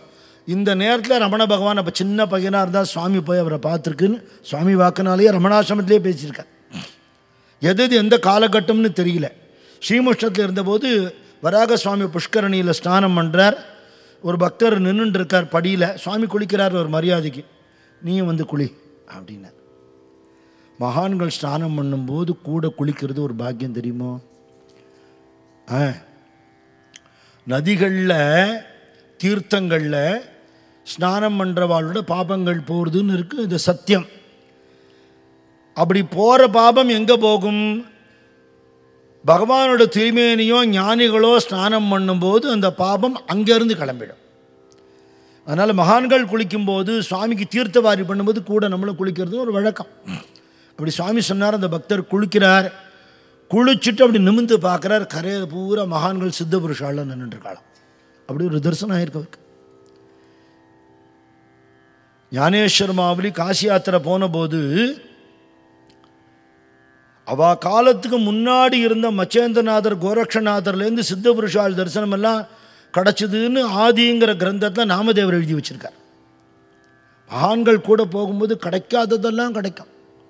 வடிகாத்தால் ஒரு தினம் தபோவனத்தில் தஞ்சாவூர் சகுந்தலான ஒரு அம்மா இருந்தா. அவாட்ட சுவாமி சொல்கிறார், சுவாமி 3 மணிக்கு வந்து இங்கே உட்காந்துக்கிறது, மணி அடிக்கிறது, 4 மணிக்காவது எல்லோரும் சீக்கிரம் வரணுங்கிறதுக்காக. என்னதுக்கு சாமி இப்படி சீக்கிரம் மணி அடித்து எல்லாரையும் கூப்பிடுறதுன்னு தெரியுமோ? பிரம்ம முகூர்த்தத்தில் 33 கோடி தேவதைகளும் சுவாமியை பார்க்க வருவா. அவளோட அனுகிரகம் உங்களுக்கெல்லாம் கிடைக்கட்டுமேன்னு. என்ன அழகு, என்ன அழகு. ஞானானந்த கிரி பிரபோ தவசு பிரபாதம்னு இவா பாடுவா அறத்தூக்கத்தோட. அது 1.5 மணி நேரத்துக்கு முன்னாடி கொட்டை கொட்டை முடிச்சுன்னு உட்காந்துருக்கோம். தூங்கிட்டு இருக்கிற சாமிக்கு சுப்பிரபாதம் இல்லை, முழிச்சுன்னு இருக்கிற சாமிக்கு அறத்தூக்கத்தில் இருக்கிறவா பாடுற சுப்பிரபாதம். அப்படி ஸ்ரீமுஷ்ணத்தில் சித்த புருஷால் தரிசனம் கிடச்சிது. அவர் பிரமிச்சு போய் பார்க்குறார் சுவாமி. அவர் பார்த்து ஒரு மந்தஹாசம் பண்ண, அதுக்கு தான் அவனை குளிக்க சொன்னேன் அப்படிங்கிறார். கள்ளக்குடியில் மதமாற்றத்தை தடுத்தார். அவளுக்கு மனமாற்றத்தை உண்டாக்கினார், பக்தியை உண்டாக்கினார். சிவன் கோவில் திருப்பணி பண்ணும்படியாக பண்ணினார். அதுக்கப்புறம் அவர் காலத்தில் சின்ன அளவில் இருந்தது பெரிய அளவில் திருப்பணி பண்ணணும்னு அவளை தூண்டிகிட்டே இருந்தார்.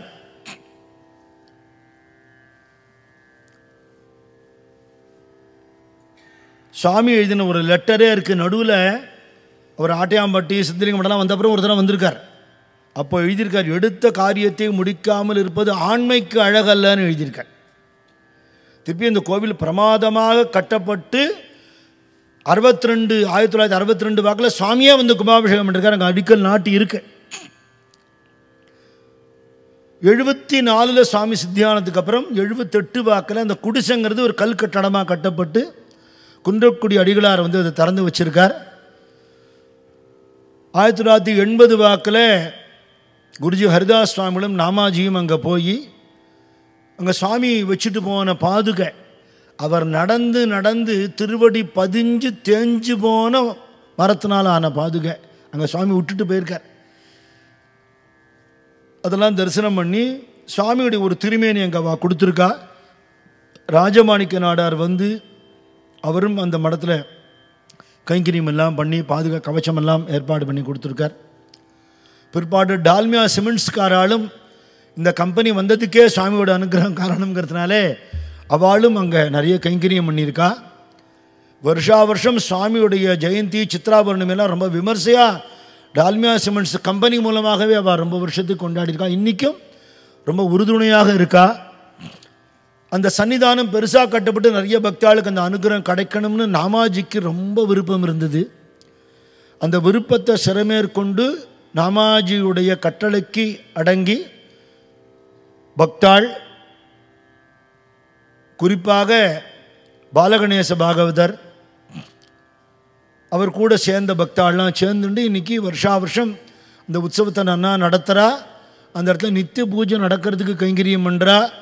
அது பெருசாக கட்டப்படணுங்கிற விருப்பம் அவளுக்கு இருக்குது. சுவாமி கிருப்பையில் அதுவும் அற்புதமான ஒரு சுவாமியோட படை வீடாக நல்ல ஒரு ஆசிரமம் சன்னிதானமாக நமக்கு தரிசனம் கொடுக்கறதுக்கு சுவாமி காத்துட்டு இருக்கார். அதுவும் நடக்க போகிறது கூடிய விரைவில். இப்போ கள்ளக்குடி மக்கள்லாம் சுவாமி அவளுக்கு பண்ணின கிருப்பையை நினச்சி பாடின பாவத்தில் ஒரு பாட்டு. கள்ளக்குடி தன்னை நல்ல குடியாக்க கருணை கொண்டாரே, எங்கள் கடவுள் வந்தாரே, அல்லும் பகலும் இறை சிந்தனை தன்னில் ஆழ்ந்திருந்தாரே, எங்கள் அல்லல் தீர்த்தாரே, மதமாற்றம் தடுத்து மனமாற்றம் கொடுத்து புது வாழ்வு தந்தாரே, தர்ம வழிகாட்டி நின்றாரே, ஆலயம் சீராக்கி ஆன்ம நெறி தன்னை அன்புடன் சொன்னாரே, பக்தி அருள் புரிந்தாரே, மழையின்றி வறண்ட மண் வளம் பெறவே மறைவோத வைத்தாரே, மாறி பொழிந்திடச் செய்தாரே, பிணிகளும் போக்கி பிணக்குகள் நீக்கி பிழைத்திட வைத்தாரே, எங்கள் பிழை பொறுத்தாரே, தொழில் நகராகும் தொல்லைகள் நீங்கும் என்று தொலைநோக்கி சொன்னாரே, எங்கள் துயர் துடைத்தாரே, அழியாத பேரின்பம் தந்திடும் ஆண்டவர் ஆட்கொள்ள வந்தாரே, உள்ள அமைதியை தந்தாரே, கள்ளக்குடிதனை நல்ல குடியாக்க கருணை கொண்டாரே, எங்கள் கடவுள் வந்தாரே, அல்லும் பகலும் இறை சிந்தனை தன்னில் ஆழ்ந்திருந்தாரே, எங்கள் அல்லல் தீர்த்தாரே, ஞானானந்த குரு ஞானானந்த குரு ஞானானந்த குரு ஞானானந்த ஞானானந்த குரு ஞானானந்த குரு ஞானானந்த குரு ஞானானந்த குரு ஞானானந்த குரு ஞானானந்த குரு ஞானானந்த ஞானானந்த குரு ஞானானந்த குரு ஞானானந்த குரு ஞானானந்த ஞானானந்த குரு ஞானானந்த குரு ஞானானந்த குரு ஞானானந்த ஞானானந்த குரு ஞானானந்த குரு ஞானானந்த குரு ஞானானந்த. இன்றைக்கும் அந்த ஊர் ஜனங்கள்லாம் சுவாமிகிட்ட அத்தனை பக்தியோடு இருக்கா.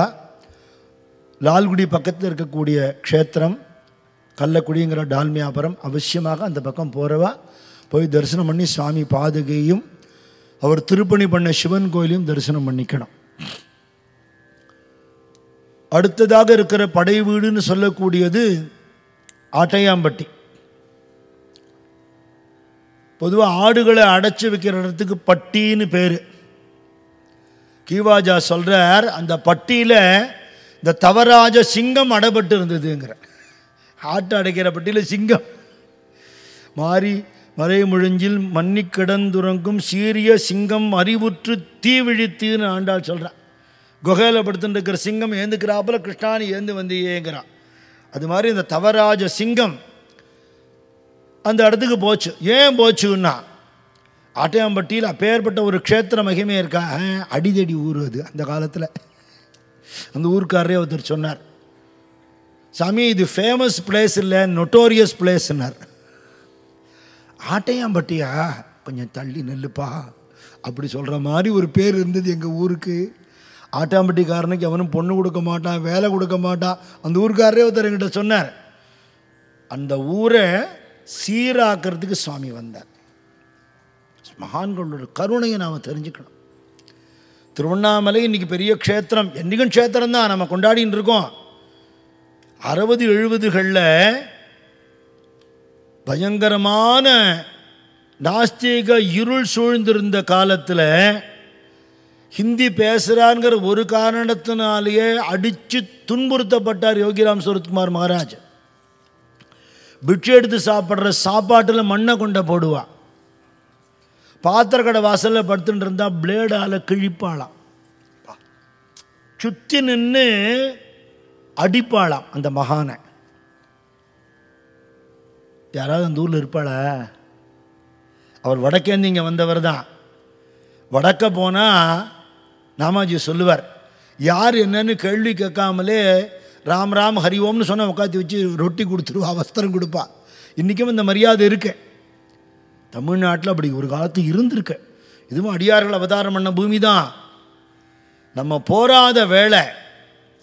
சாமி ஞானம் என்ப வழியில் சொல்கிறார், அஜ்ஞானம் எப்படி வந்ததுன்னா ஞானம் இல்லாதனால அஜ்ஞானம் வந்ததுங்கிறார். அவ்வளோதான் போச்சு. நம்மளோட பக்தியை, நம்ம ஞானத்தை நம்ம இழந்துட்டோம். எங்கேருந்தோ எவனோ வந்து நாஸ்திகவாதம் பேசி இந்த நாட்டில் மக்களை மாற்ற முடியாது. நம்ம தலைமுறையில் நம்ம முன்னோர்களுடைய சொத்தை நாம் இழந்துட்டோம், நம்ம குழந்தைகளுக்கு கொடுக்க தவறிட்டோம். அதோட விளைவு தான் இந்த நாஸ்திக இருளே தவிர, பக்தியோட மக்கள் இருந்தால் நிச்சயமாக பழைய ஒரு கீர்த்தி இந்த தேசத்துக்கு வரும். அதை மாற்றவே முடியாது. நீ பாதபூஜைக்கு போயிருந்தேன், வாத்துல அத்தனை பேரும் பக்தியோடு இருக்கா. அவள் சகோதரன் வீட்டுக்கு போயிருந்தேன், இத்தினோண்டு குழந்தை உள்பட ஸ்லோகம் சொல்கிறது. அப்போ இந்த காலத்துலேயும் அப்படி இருக்கான்னு தெரியறது இல்லையா? இது துரதிருஷ்டவசமாக நம்மளுடைய சனாதன தர்மத்தை சேர்ந்தவா குடும்பங்களில் தான் விலகின நிறைய பேர் பார்க்குறோம். தர்மத்திலேருந்து விலகினவாளை இஸ்லாமிய அன்பர்கள்லாம் இத்தினோண்டு குழந்தைக்கு கூட அவளுடைய தர்மம் தெரியாமல் இருக்கப்படாதுன்னு பிடிவாதமாக இருக்காளா இல்லையா? கிறிஸ்துவாளில் அவளோட தர்மம் குழந்தைக்கு தெரியணுங்கிறத உறுதியாக இருக்காளா இல்லையா? நம்ம குழந்தைகளுக்கு தெரியாத விட்டது குழந்தைகள் குத்தமா நம்ம குத்தமா? இப்படியெல்லாம் ஆனத்தினால இல்லைங்கிறவா கை ஓங்கி போகிற மாதிரி ஒரு காலம் வரலாமா? அத்தனை அடி உத வாங்கிட்டு அந்த மகான் திருவண்ணாமலையில் ஏன் இருந்தார்னா, இன்றைக்கி திருவண்ணாமலை ஒரு க்ஷேத்திரமாக நமக்கு கிடைக்கிறதுக்காக அங்கே இருந்தார். அவருக்கு ஒரு லாபமும் இல்லை. அவர் நர்தராவுக்கே கிளம்பி போகலாம், காசிக்கு போயிருக்கலாம். தபோவனத்தில் எப்போ போனாலும் சுவாமி வந்து அவரை தனியாக கவனிச்சுக்க சொல்லுவார்னு பாலுமாமா சொல்கிறார். நீ பக்கத்தில் இருந்து அவரை கவனிச்சுக்கோ, அவள் காசிலேருந்து வந்திருக்கிற ஒரு பெரியவா அப்படின்னு சுவாமி சொல்லியிருக்கார். அவர் பாபான்னு கூப்பிடறதுக்கு 1000 இடம் இருக்கிறது, அடிக்கிற இடத்துல போய் உட்காந்துருப்பாளா? அடிக்கிற இடத்துல இருக்கிறவாளுக்கு நல்ல புத்தி வரணுங்கிறதுக்காக உட்காந்துருக்கேன். யோகி சரித்திரத்தை நான் சொன்னது யூடியூப்லலாம் இருக்குது. அதை ஒருத்தர் கேட்டுவிட்டு சொன்னார், எனக்கு அந்த எபிசோடு கேட்டுவிட்டு அழுதுவிட்டேன்னா, அப்போ ஏற்பட்ட மகான் அடித்தாளே அவளுக்கெல்லாம் பகவான் தண்டனை கொடுத்துருப்பார், என்ன ஆச்சோ தெரியல அப்படின்னா. அதெல்லாம் தண்டனை எல்லாம் கிடைக்காதுன்னு. ஏன் அப்படி சொல்கிறேன்னா, அவளுக்கு தண்டனை கிடைக்கப்படாதுன்னு இவரே வேண்டின்ட்டுருவார்னு. என்ன அடிச்சுட்டா அவனுக்கு தண்டனை கிடைக்கும், பகவானே அவனை மன்னிச்சிருன்னு இவரே அப்ளிகேஷன் போட்டுருவார். இதுதான் மகான்கள் கருணை. எங்கே ப்ராப்ளம் இருக்கோ அந்த இடத்துக்கு ஏன் இவா போகிறா? அந்த இடத்த அமைதியாக்கிறதுக்காக போகிறா. அந்த இடத்துல பெரிய பெரிய கொள்ளைக்காரெல்லாம் இருந்திருக்கா. 2 கம்யூனிட்டிக்குள்ளே அப்படி ஒரு வெட்டுப்பழி குத்துப்பழி, எப்போ பார்த்தாலும் அடிதடி, தகராறு, சண்டை, கொலை, அப்படி இருந்த ஒரு ஊரில் போய் சுவாமி உட்காண்டார். நெசவாளிகள் நிறைய பேர் உண்டு. அந்த நூல் காய வைக்கிறதுக்கு, நெசவு பண்ணுறதுக்கு பெரிய இடமெல்லாம் இருக்குது. பக்கத்தில் ஒரு குகை மாதிரி இருக்கும். அந்த இடத்துல உட்காந்து நிஷ்டையில் இருப்பேன் சுவாமி.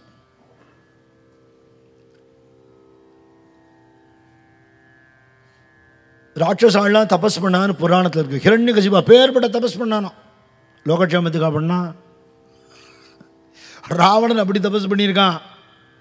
நான் நன்னா இருக்கணும், அடுத்தவன் அழிஞ்சு போகணும் அப்படிங்கிற ஒரு தபஸ். அது தமோ குணத்து தபஸ், அது கணக்கில் சேராது. மகான்களோட தபஸ் எதுக்குன்னா, அத்தனை பேரும் அமைதியாக இருக்கணும், க்ஷேமமாக இருக்கணும், சந்தோஷமாக இருக்கணும், எல்லோரும் நன்றாக இருக்க வேண்டும், எல்லோரும் ஒன்றாக இருக்க வேண்டும். இத்தனை பேருக்கு அனுகிரகம் பண்ணுன்னு சுவாமியை பிரார்த்தனை பண்ணிக்கிற ஒரு தபஸ் தான் அது. அவளுக்கு என்ன ஆகணும், என்ன வரம் வேணும், ஒன்றும் வேண்டாம். அந்த இடத்துல போய் அவர் தபஸில் இருப்பார். யாரோ சாமியாருன்னு இருந்துட்டான் இவாள. அந்த வழியாக தாண்டி போகிறதையே யாரோ ஒரு வழிபோக்கண்ட கேட்டாராம், இந்த ஊரில் நல்ல விஷயங்கள்லாம் வாசிக்கிறவா உண்டா அப்படின்னு கேட்டிருக்கார். காந்தி ஆசிரமம் கிருஷ்ணகிரி எழுதியிருக்கார். அதெல்லாம் தெரியாது போப்போ அப்படின்னு இந்த பரதேசிகிட்ட பேசுகிறாப்புல பேசாமல் ஒருத்தர் மரியாதையாக சொல்லுறார். ஆமாம், அந்த கைக்கோள தெருவில் மாரியப்ப மாதிரியார்னு இருக்கார், அவர் ஏதோ புஸ்தகம்லாம் படிப்பார், ஊர் பெரியவங்கள்லாம் 90 பூசிக்கிட்டு உட்காந்து கேட்பாங்க. அப்படி ஒரு பழக்கம் இருந்திருக்கே. சாயந்தர நேரம் நல்ல புஸ்தகங்களை ஒருத்தர் படிக்க, அதை 4 பேர் ஆர்வத்தோடு கேட்க, அப்படிலாம் இருந்திருக்கே. பழைய ஞாபகம் வருது. நான் நிறைய தினம் கதையில் சொல்லியிருக்கேன். மயிலாப்பூர் மாட வீதியில் இந்த காய்கறி மார்க்கெட்டெல்லாம் இருக்கு இல்லையா, அது பக்கத்தில் ஒரு பாத்திரக்கடை வாசலில் ஒரு வயசான வைஷ்ணவ பெரியவர், ஒரு தாத்தா, அவரோட மனைவி, அவள் 2 பேரும் ஒரு தட்டில் ராமரை ஃப்ரேம் பண்ணின ராமரை வச்சு நின்றுட்டுருப்பா. மார்க்கெட்டில் என்ன சத்தம் கேட்கும்னு உங்களுக்கு தெரியும். வண்டி போயிட்டு வந்துட்டு இருக்கும், ஒரே காய்கறி சத்தம், ஜனங்கள் இங்கேயும் அங்கேயும் போவா. பிளாட்ஃபாரத்தில் நின்றுண்டு ராமாயணம் சொல்லுவார். யார் கேட்குறா? பிச்சை எடுக்கலை, காசுக்காக இல்லை, ஏதோ ஒரு ஜீவனாவது அது காதில் ராமானு விழுந்து கரையேறட்டுமேங்கிற கருணையை தவிர என்ன காரணமாக இருக்க முடியும்? அதுக்கு கண்ணு முன்னாடி நிற்கிறது. இன்றைக்கி அந்த காட்சியை நான் பார்த்துருக்கேன். வயசான தாத்தா, ஜனங்கள் காதில் நல்லதை போடணும் அப்படின்னு ஒரு தாபம். இந்த மாரியப்ப முதலியார் இருக்கிற இடத்துக்கு சுவாமி வந்தார். அவர் சுவாமியை பார்த்துட்டு ஒரு மகான்கிறது அந்த முகம் காட்டி கொடுத்துரும், அகத்தின் அழகு முகத்தில் தெரியும்னு காட்டி கொடுத்துரும். நமஸ்காரம் பண்ணி சுவாமிகிட்ட பேச்சு கொடுக்க, விவேகானந்த சுவாமி சரித்திரத்தையும் நாம் அதை பார்க்கலாம். அவர் பரிவிராஜக வாழ்க்கை. ஒரு 7 வருஷ காலம் யாருன்னு தெரியாத ஒரு அட்ரஸ் இல்லாத சன்னியாசியாக சுற்றியிருக்கார் தேசம் பூரா. அவர் சிக்காகோலாம் போகிறதுக்கு முன்னாடி யாரோ ஒரு யங்ஸ்டர் காவி கட்டின்னு இருக்கார். அவ்வளோதானே, என்ன தெரியும்? அவரோட தேஜஸை பார்த்துட்டு தானே வந்து அவர்கிட்ட பேசுவாளாம். ஒரு 10 நிமிஷம் பேசினா அவர் ஒரு மகான்கிறது தெரிஞ்சு போயிடுமா. அப்படி எத்தனையோ பேர் அவருக்கு உபசரணை பண்ணியிருக்கா, பிக்ஷை பண்ணி வச்சுருக்கா. எத்தனையோ ராஜாக்கள் அரண்மனையில் கூப்பிட்டுருக்கா. சக்கிலியும் பிச்சைக்காரன்லேருந்து எல்லாரோட குடிசையிலையும் போய் தங்கியிருக்கார். பரிவிராஜகராக போய் இந்த தேசம் தன்னுடைய மகோன்னதத்தை இழந்து வெள்ளக்காரன்ட்ட மாட்டின்றதுக்கு காரணமே தன்னோட ஸ்பிரிச்சுவல் ஸ்ட்ரென்த்தை இழந்தது தான் காரணம். இதை திருப்பி ரிவைவ் பண்ணினாதான் இந்த தேசம் உருப்படும். பக்தி ஒன்று தான் வழி, ஆன்மீகம்தான் இந்த தேசத்தோட முதுகெலும்புன்னு தன்னோட பரிவிராஜக வாழ்க்கையில் தெரிஞ்சுண்டு இதுக்கான வரம் வேணும்னு பரமஹம்ச தேவர்கிட்டையும் சாரதா தேவிகிட்டையும் கன்னியாகுமரி பாறையில் உட்காந்து 3 நாளைக்கு அன்னாகாரம் இல்லாமல் பிரார்த்தனை பண்ணி தபஸோடைய பலத்தினால கிளம்பி அமெரிக்கா போய் ஜெயிச்சுட்டு வந்தார்னு அவர் சரித்திரம் சொல்கிறது இல்லையா. அப்படி பேச்சு மாத்திரத்திலேயே ஒரு மகான்கிறது தெரிஞ்சு போயிடும். அது மாரியப்ப முதலியார் தெரிஞ்சுட்டார். ஆழங்காண முடியாத பெரிய கடல்னு தெரிஞ்சுட்டார். அப்புறம் அவளே அவர் தங்கறதுக்கு ஒரு இடம் ஏற்பாடு பண்ணி அவருக்கு பிட்சைக்கெல்லாம் ஏற்பாடு பண்ணா. அந்த ஊர்க்கார் ஒருத்தர் சொன்னார், வரவாளுக்கெல்லாம் சாப்பாடு போடுறது சாமி, ஆட்டையாம்பட்டி ஆசிரமம் கட்டினப்புறம் சரி, தப்போவனத்தையும் சரி, ஞானானந்த சுவாமின்னாலே அந்த இடத்துல பாத பூஜை அன்னதானம் இல்லாமல் இருக்கவே இருக்காது. ஆனால் ஆட்டையாம்பட்டியில் இருந்தபோது சுவாமி பிட்சை எடுத்துருக்கு, நாங்கள்லாம் பார்த்துருக்கோம்னு சொன்னோம். ஒரு கிழிஞ்ச வஸ்திரம் கட்டின்னு இருக்கோம் அப்படின்னு.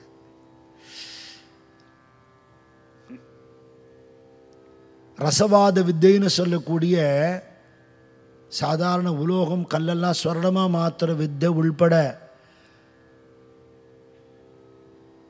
பக்தி இல்லாதவனுக்கு பக்தி தர வித்தை உள்பட பாப்பிய மகாத்மாவாக்கிற வித்தை உள்பட எல்லாம் தெரிஞ்சவர் சுவாமி. ஆனால் எல்லாம் தெரிஞ்ச சர்வஜனாக இருந்துன்னு ஒன்றும் தெரியாத மாதிரி இருக்கிறது அவளால் மட்டும்தான் முடியும். அங்கே அவரை தங்க வச்சிருக்கா. அங்கே இருந்து அந்த ஜனங்களோட பேசி பழகி தன்னுடைய ஆகர்ஷணத்தினால எல்லாரையும் தான் இருக்கிற இடத்துக்கு வரவழைச்சு அவளுக்கு புரிகிற எளிமையான முறையில் அவளுக்கு நல்ல விஷயங்கள்லாம் சொல்லி கொடுத்து நம்ம முன்னோர்கள் எப்படி இந்த தேசத்தில் இருந்திருக்கா, எத்தனை மகான்கள் அவதாரம் பண்ணியிருக்கா. என்கிட்டயே ஒரு அம்மா சொன்னா, எனக்கு 70 வயசாகுது மாமா, எத்தனையாவது நான் சிவன் கோயிலுக்கு போயிருக்கேன், நான் நாயன்மார்களெலாம் திரும்பியே பார்த்ததில்லை. நம்மளே எத்தனை பேர் கபாலீஸ்வரர் கோயிலுக்கு போகிறோம், திரும்பி பார்க்குறோம். கபாலீஸ்வரருக்கே பாயின்னு காட்டிட்டு ஓடி வர்ற வேகத்தில் தான் போகிறோம். 1 மணி நேரம் குறைஞ்சி கோயிலுக்கு போக முடியுமா? 1 மணி நேரம் யார்கிட்ட இருக்குது? சாமிக்கு போய் 1 மணி நேரம் செலவழிப்பாளா? பிஸ்னஸ் பண்ணால் பணம் வரும், ஃப்ரெண்ட்ஸ்கிட்ட பேசலாம், சர்ச் பண்ணலாம், நெட்டில் எத்தனையோ ப்ரோக்ராம் எல்லாம் வச்சு டிவியில் நிறைய போடுறான். சாமிகிட்ட போய் டயத்தை வேஸ்ட் பண்ணுவாளா? கோவிலுக்கு போனால் அத்தனை நேரம் செலவு பண்ணணும், சுவாமியை உள் வாங்கிக்கணும். சாதாரண விஷயம் இல்லை அது. நாயன்மார்களை யார் திரும்பி பார்க்க போகிறா? அந்த மாமி சொன்னான், நீங்கள் பெரிய புராணம் சொல்லி யூடியூப்பில் கேட்டதுக்கப்புறம் தான் நாயன்மார்களை நான் கும்பிட ஆரம்பித்தேன் மாமான்னா. பெரிய புராணம் படித்து நாயன்மார்களை தெரிஞ்சுண்டு மீனாட்சி சுந்தரேஸ்வரரை கூட அதுக்கப்புறம் கும்பிடுறதை விட்டுட்டு தன் நாயன்மார்களை பார்த்து இந்த பக்தி எனக்கு வரலையே, இந்த பக்தி எனக்கு வரலையேன்னு கதறி அழுத வெங்கட்ராமனுங்கிற பிள்ளை தான் ரமண பகவான் ஆனார். பக்தி வேணுங்கிற தாபம் இருந்தால் தானே பக்தி கிடைக்கும், பக்தி கிடைச்சா தானே ஞானம் கிடைக்கும், ஞானம் கிடைச்சா தானே விடுதலை கிடைக்கும். இல்லைன்னா வழி இல்லை, சோண்டுண்டே இருக்க வேண்டியது தான். அவளெல்லாம் உட்காத்தி வச்சு அவளுக்கு எளிமையான பாடல்கள்லாம் சொல்லி கொடுத்து, திருமந்திரம் திருவருட்பாலாம் சொல்லி கொடுத்து, தேவாரம் சொல்லி கொடுத்து, அவளுக்கு புரிகிறாப்பில் சின்ன சின்ன ஸ்லோகங்கள்லாம் சொல்லி கொடுத்து, அவளெலாம் திருப்பி சொல்ல வச்சு, அவள் என்ன கேள்வி கேட்டாலும் அது பதில் சொல்லி, ராத்திரி 12 மணி வரலும் நடக்குமா ஸ்பிரிச்சுவல் கிளாஸ் ஆட்டையாம்பட்டியில். ஜனங்களோட சுபாவத்தையே மாற்றி விட்டார். அடிதடி குத்துப்பழி வெட்டுப்பழின்னு இருந்த இடம் போக பெரியவா தான் சொல்கிறார், மைத்ரீம் பஜத அகில ஹ்ருஜயத்ரீம், மைத்ரீம் பஜத அகில ஹ்ருஜயத்ரீம், மைத்ரீம் பஜத அகில ஹ்ருஜயத்ரீம், ஆத்மவதேவ பரானபி பஷ்யத, ஆத்மவதேவ பரானபி பஷ்யத, யுத்தம் தியஜத ஸ்பர்தா தியஜத, எல்லாம் விட்டுடுங்கிறார். யுத்தம் பண்ணாத, பொறாமப்படாத, அடுத்தவனோட பொருளை ஆக்கிரமிக்கணும்னு நினைக்காத, எல்லாத்தையும் அன்புமயமா பழகு, நட்பு உணர்வினால உலகத்தை வெற்றி கொள்ளார். இதுதான் நம்ம தர்மம் போதிக்கிறது. ஞானிகள் எங்கே இருக்காளோ அவளுடைய அந்த ரேடியேஷன்னாலேயே அந்த இடத்துல பூரா பிரேம பரவிடும். மகாபிரபு ஜார்க்கண்ட் காட்டில் பஜனை பண்ணிட்டு போகிறத துஷ்ட மிருகங்கள்லாம் அவர் கூட வந்து ஹரே கிருஷ்ணா சொல்லிட்டு வந்ததுன்னு சரித்திரத்தில் இருக்கு. ஏன் நடக்காது? பாமநாதகிரியில் பாண்டாரா துக்காராம் மகாராஜ் நாம சங்கீர்த்தனம் பண்ணும்போது சர்ப்பம் எல்லாம் வியாக்கிரம் எல்லாம் அவர் கூட இருந்ததுன்னு சொல்கிறது அவரே பாடியிருக்கார். இப்படி நடக்கத்தானே நடக்கும். மனசில் அந்த ஒரு கருணை இருக்கிறவாளுடைய சரீரத்திலேருந்து அந்த பிரேம அப்படியே வைப்ரேட் ஆகும். அபிஷிக்தானந்த சுவாமி சொல்கிறார், Sadguru Gnanananda's whole being radiated pure love and பிளிஸ்ங்கிறார். அத்தனை பேரையும் அமைதிப்படுத்திட்டார், சாந்திப்படுத்திட்டார். சண்டையே இல்லை, எல்லாருக்குள்ள பிரியம் பிரேம. அப்புறம் என்ன, எல்லாரையும் ஊக்குவிச்சு அவளுக்கு சுவாமி இந்த ஊரை விட்டு கிளம்பிடப்படாதேன்னு ஒரு கவலை. அவளுக்கு கிளம்பணுங்கிறது அவருக்கு எண்ணம் இருந்தால் கூட ஒரு இடம் உண்டாக்கணும்னு நினச்சார். சத்ரபதி சிவாஜி சமர்த்த ராமதாஸ் சுவாமிக்கு ஒரு ஆசிரமம் கட்டணும்னு ஆசைப்பட்டார். அவர்கிட்ட பர்மிஷன் வாங்காமல் பண்ணக்கூடாது. அவர் ஒரு நாளைக்கு ஒரு மலையில் இருப்பார், ஒரு குகையில் இருப்பார், எங்கே சஞ்சாரம் பண்ணான்னு கண்டே பிடிக்க முடியாது. இந்த பரளி ஹில்ஸில் மலை மேலே படுத்துட்டு இருந்தார் பாறையில். இவர் போனார், மகாராஜ் சுவாமி தங்கிறதுக்கு ஒரு ஆசிரமம் கட்டணும்னு பார்க்குறேன். இந்த பிரபஞ்சமே என்னோட ஆசிரமந்தான், ராமனை விட பெரிய ஆசிரமத்தை நீயா கட்டி தரப்போற? இருட்டி போனால் நீ விளக்கேற்றுவியா? இங்கே பார், பகலில் சூரியன்னு ஒரு வெளிச்சம், ராத்திரி சந்திரன்னு ஒரு வெளிச்சம், வேறு எத்தனை நட்சத்திரங்கள் பார், எவ்வளோ பெரிய ஆசிரமம் என்னோட ஆசிரமம் அப்படிங்கிறார் அவர். ஞானியோட பாவம். இவர் சொன்னார், உங்களுக்கு இல்லை, உங்களை பார்க்க வர்ற பக்தாளுக்கு அப்படியா கட்டுன்னார். அப்படி தான் சஜ்ஜன் கட்டு கட்டப்பட்டது. பேரே சஜ்ஜன் கட்டு தான். வாழ்நாள் பூரா ரயில்வே ஸ்டேஷன்லேயும் பிளாட்ஃபார்ம்லேயும் பாத்திர கடையிலையும் இருந்துவிட்டு சித்தியாரத்துக்கு சில வருஷங்கள் முன்னாடி யோகிராம் சுரத்குமார் திருவண்ணாமலை ஆசிரமத்தை கட்ட ஆரம்பித்தார். இந்த சாமிக்கு எதுக்கு இதுன்னு விஷயம் தெரியாமல் நினச்சா, நமக்கு என்ன கட்டினார் வேறு? எங்கெங்கேயோ அலைஞ்ச நம்ம சுவாமி அங்கங்கே ஆசிரமம் கட்டினார். யாருக்கு? நமக்கு என்ன கட்டினார்? அவருக்கு என்ன வேணும்? அத்தனை ஜனங்களை ஊக்குவிச்சு அவரும் சித்தாளோட சித்தாளாக இருந்துண்டு, கொத்தனாரோட கொத்தனாராக இருந்துண்டு, கல்லெல்லாம் எடுத்து கொடுத்து. நான் ஏற்கனவே சொல்லியிருக்கேன் கதையில். நாகப்பட்டினத்துலேருந்து ராமுடு பாகவதன் ஒருத்தர் சொன்னார், தபோவனம் போயிருந்தேன், கட்டட வேலை நடந்துட்டு இருந்தது. சுவாமி அங்கே இருக்கிற வாட்ட சொல்கிறாராம், கல்லை நான் அப்படி போடு, அப்படி தூக்கி போடுவேன், ராமனு சொல்லிட்டு போடுவேன், நீ ராமனு சொல்லிட்டு வாங்கிக்கணும். கல் எடுத்து போட்டது கூட நாம அப்படியா? அப்படி சுவாமி வேலை செஞ்சார். முண்டாசு கட்டிண்டு அவளோட வேலை செய்வார். யாராவது வெறும் தபோவனத்தை இருந்து சாப்பிட உட்காந்துருந்தா சாமி சொல்லுவாராம், இங்கே சாமி வேலை செய்கிறது ஒரு வேலை பிட்சை கொடுக்குறா அப்படிம்பாரா. நிர்வாகத்துக்கு தனித்தனி மேனேஜர் உண்டு. கட்ட மேனேஜர், நட்ட மேனேஜர், மொட்டை மேனேஜர்னு ஒருத்தருக்கு ஒரு பேர் வச்சுருக்கார். அவள்லாம் உண்டு. சுவாமிக்கு நிர்வாகம் தெரியாது. சுவாமி இங்கே விருந்துக்கு வந்திருக்கு, பிட்சை கொடுக்குறா அப்படிம்பார். நம்மளோட சொந்த இடத்துலையே நம்ம அதிதி மாதிரி இருக்கணும். அதுதான் ஞானிகள் நமக்கு சொல்லித்தரா. திஸ் இஸ் மை பிளேஸுங்கிற அது வரவே கூடாது. எதுவும் நம்மளது இல்லை இல்லையா? எல்லா இடத்துலையும் நம்ம இடமா இருக்கணும். நம்ம இடத்துல நம்ம கெஸ்டாக இருக்கணும். அப்படி அவளை தூண்டி இன்றைக்கி பிரம்மாண்டமாக இருக்கு அந்த ஆசிரமம். ஞானானந்த ஆசிரமம் அற்புதமாக கட்டி அவர் தபசு பண்ணின அந்த குகையும் உள்ளடக்கி விட்டார். ஆட்டியாம்பட்டி ஆசிரமம் வெங்கடாச்சலம் ஐயாட்ட பேசினேன். அவர் சொன்னார், இங்கே வர்றதுக்கு முன்னாடி ஒரு பக்தர் வீட்டில் அப்படியும் ஒரு குகை உண்டாக்கி அங்கே போய் தபஸ் பண்ணியிருக்காரு. நான் போய் பார்த்துட்டு வந்தேன் அந்த இடத்த. இதுலையாவது உள்ளே போய் ஒருத்தர் உட்காந்து தியானம் பண்ணலாம். அது உள்ளே போயிட்டு நிமிர்ந்த மண்டை இடிக்கும். அந்த மாதிரி இடத்துல படுத்துண்டு தான் நிஷ்டை பண்ண முடியும். அந்த இடத்துல உள்ளே போயிட்டு கதவை சாத்த சொல்லிடுவாராம்.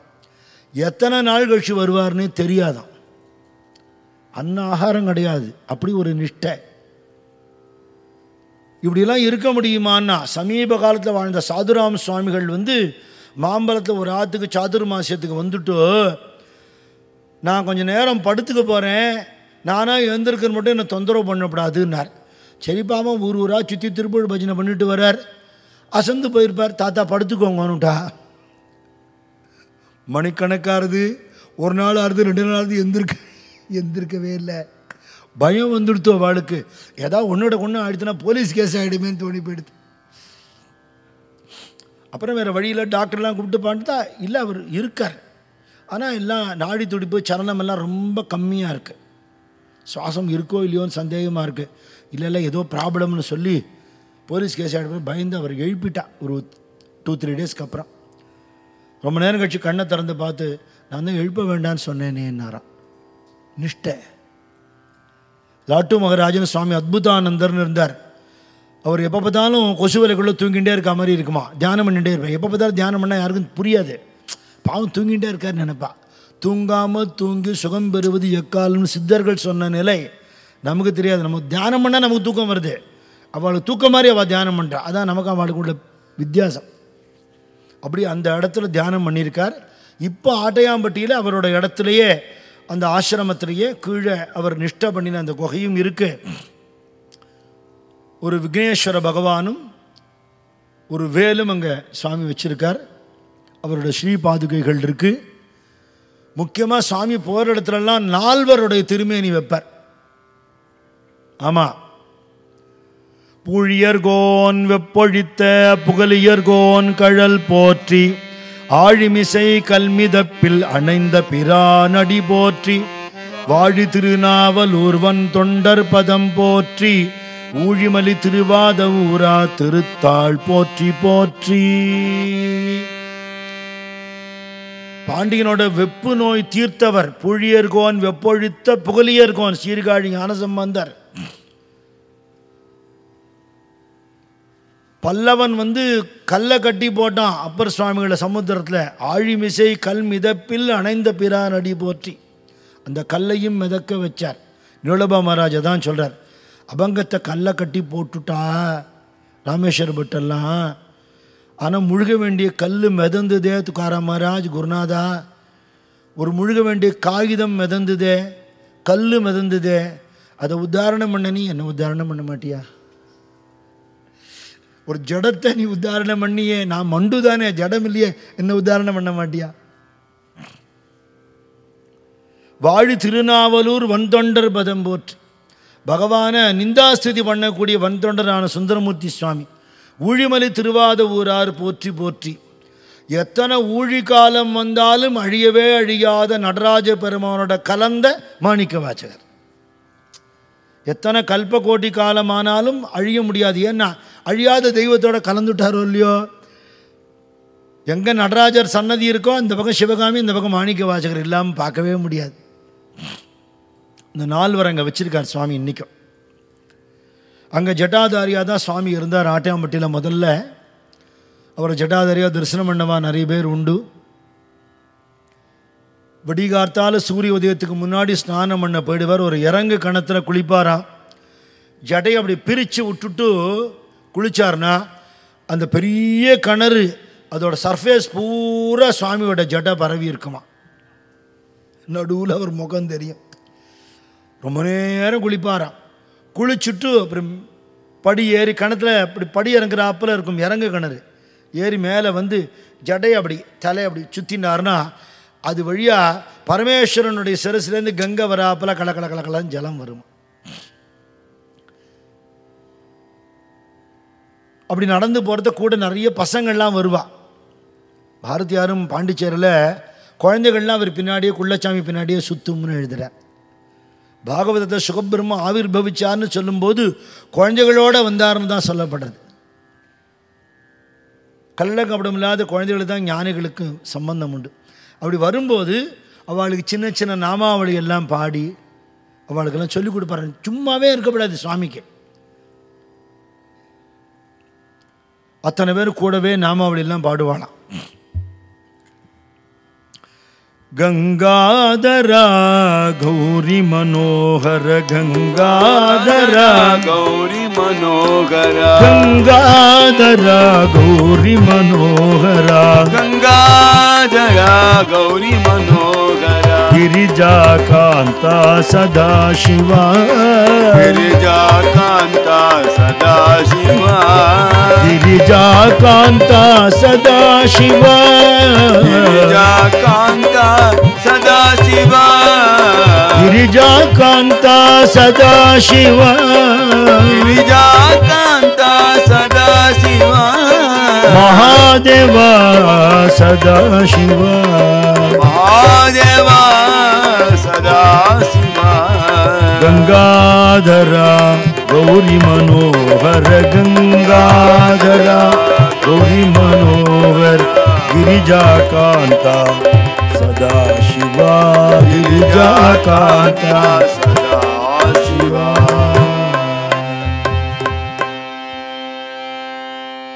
அப்புறம் ஒரு இடத்துக்கு வந்துட்டு இந்த ஜடையை உணர்த்துறது. சில பேர் துணியை துவைச்சுட்டு மரத்துலலாம் அடிப்பா. கிராமங்களில் ஜடை எடுத்து இப்படி அடிப்பாராம் ஈரம் போகிறதுக்கு. அந்த பசங்களோட உட்காந்து சத்சங்கம் பண்ணுவார். 1942 வெள்ளையனே வெளியேறு போராட்டத்தில் ஈடுபட சொல்லி நிறைய பேரை தூண்டி விட்டு மாலை போட்டு நெத்திக்கிட்டு அவளை அனுப்பிச்சி வச்சார். சத்தியாகிரகம் பண்ணுங்கன்னு சொல்லி. சுவாமி தெய்வ பக்தியும் தேசபக்தியும் இரு கண்கள்னு சொல்லியிருக்கார். ஏன்னா அது மகா பவித்திரமான பூமி. ஒரு வீடுன்னு இருந்தால் அதுக்கு ஒரு பூஜா கிரகம்னு ஒன்று இருக்கும். வீட்டை எல்லா இடத்துக்கும் எப்படி போனாலும் பூஜா ரூமுக்கு வரும்போது கொஞ்சம் ஜாக்கிரதையாக வருவா இல்லையா. அந்த காலத்தில் வாசலில் செருப்பை கட்டிட்டு வீட்டுக்குள்ளே போயிட்டு இருந்தா ஒரு காலத்தில். இப்போ வீட்டில் எல்லா இடத்தையும் செருப்போடையே நடக்கிறா. இப்போ அட்லீஸ்ட் பூஜா கிரகத்துக்காவது செருப்பு போடாமல் போவான்னு நினைக்கிறேன். இந்த ரிஸ்கே வேண்டான்னு பூஜா கிரகத்தையே விட்டுடுறா நிறைய பேர். என்னத்துக்கு மாட்டிப்பானே தொந்தரவு பண்ணுவானே. இந்த பிரபஞ்சத்துக்கே பூஜா கிரகம் எது தெரியுமோ? பாரத தேசம்தான். உலகத்துக்கே பூஜா கிரகம். இங்கே நடக்கிற அத்தனை புண்ணிய காரியங்களும் உலகத்து க்ஷேமத்தை உண்டாக்கும். அப்படி பாரத தேசத்தில் ஒரு கிராமத்தையே பூஜா கிரகம் ஆக்கியிருக்கா. அது எது தெரியுமோ? கோவிந்தபுரம். கோவிந்தபுரத்தில் அவ்வளவு சத்சங்கம் நடந்து, அத்தனை பூஜை, அத்தனை பஜனை. எதுக்கு? லோகக்ஷேமத்துக்கு. அத்தனை பேரும் இருந்த இடத்தில் இருந்தபடியே வரிவினை மாற்றிடும் கீர்த்தனம் பாடுகிறேன் முரளிதர சுவாமிகள் பாட. அப்படி தேச விடுதலைக்கு எல்லாரையும் ஊக்குவிச்சு முதல் சட்டசபையில் அந்த ஊரை சேர்ந்த ஒருத்தர் தேர்தலில் போட்டிக்கிட்டு ஜெயிச்சு அவர் எம்எல்ஏவாகவே ஆகியிருந்திருக்கார். பின்னாடி தமிழ்நாட்டோட முதலமைச்சராக இருந்த ஓபிஆர், அவர் சுவாமியோட பக்தர். வள்ளலார்ட்டி சுவாமிட்டி அத்தனை ஈடுபாடு உள்ளவர். கடைசி மட்டுக்கு எளிமையாகவே வாழ்ந்து கரப்படாத கரங்களுக்கு சொந்தக்காரராக இருந்து அப்படி இருந்த ஒரு பெரியவர். ஓமந்தூரார் மாளிகைன்னு இப்போ இருக்க அவர் பேரால் தான் இருக்குது. First chief minister of Tamil Nadu அவர் தான். ஒரு தான் சுவாமிகிட்ட பேசும்போது அவருக்கு ஏதோ கஷ்டம், பாவம். பொதுவாக சத்சங்கத்தில் இருக்கிறவாள் கஷ்டம் வந்தால் பொருட்படுத்த மாட்டா. ஏதோ அடுக்கடுக்காக கஷ்டம் வந்துடுத்து போல் இருக்கு. ஓமந்தூரார் நினைவுவதனால சொல்கிறேன். சுவாமி அவர் வள்ளலாருக்கும் சுவாமிக்கு நிறைய செஞ்சுருக்கார் கைங்கரியம். எல்லாம் கொண்டு வந்து இங்கே தானே கொடுக்குறேன், எனக்கே இப்படி அப்படின்னாராம். சுவாமி சொன்னார், ஆமாம், வேரில் தானே தண்ணி விடுறோம், எல்லாம் இலை பூ காய் பழமத்துக்கு தான் போய் சேரும் அப்படின்னாராம். சுவாமிக்கு கொடுத்தா உலகத்துக்கு போகும், அத்தனை பேருக்கு நன்மைக்கு தான் போகும், நமக்கே புண்ணியமாக திரும்பி வரும். அப்படி ஆட்டையாம்பட்டியில் இருந்தபோது கந்தசாமி முதலியாருங்கிறவர் தான் சுவாமிக்கு துணி துவச்சி கொடுக்குற கைங்கரியம் பண்ணியிருக்கார். தபோவன பக்தாளுக்கு எல்லாருக்கும் தெரியும், பிரம்ம முகூர்த்தத்தில் தான் சுவாமியுடைய திவ்ய தரிசனம். தேஜோமயமான அந்த திருமேனி ஜோதி பிழம்பு காலங்காத்தால் அப்படி அப்பேற்பட்ட ஒரு தரிசனம்.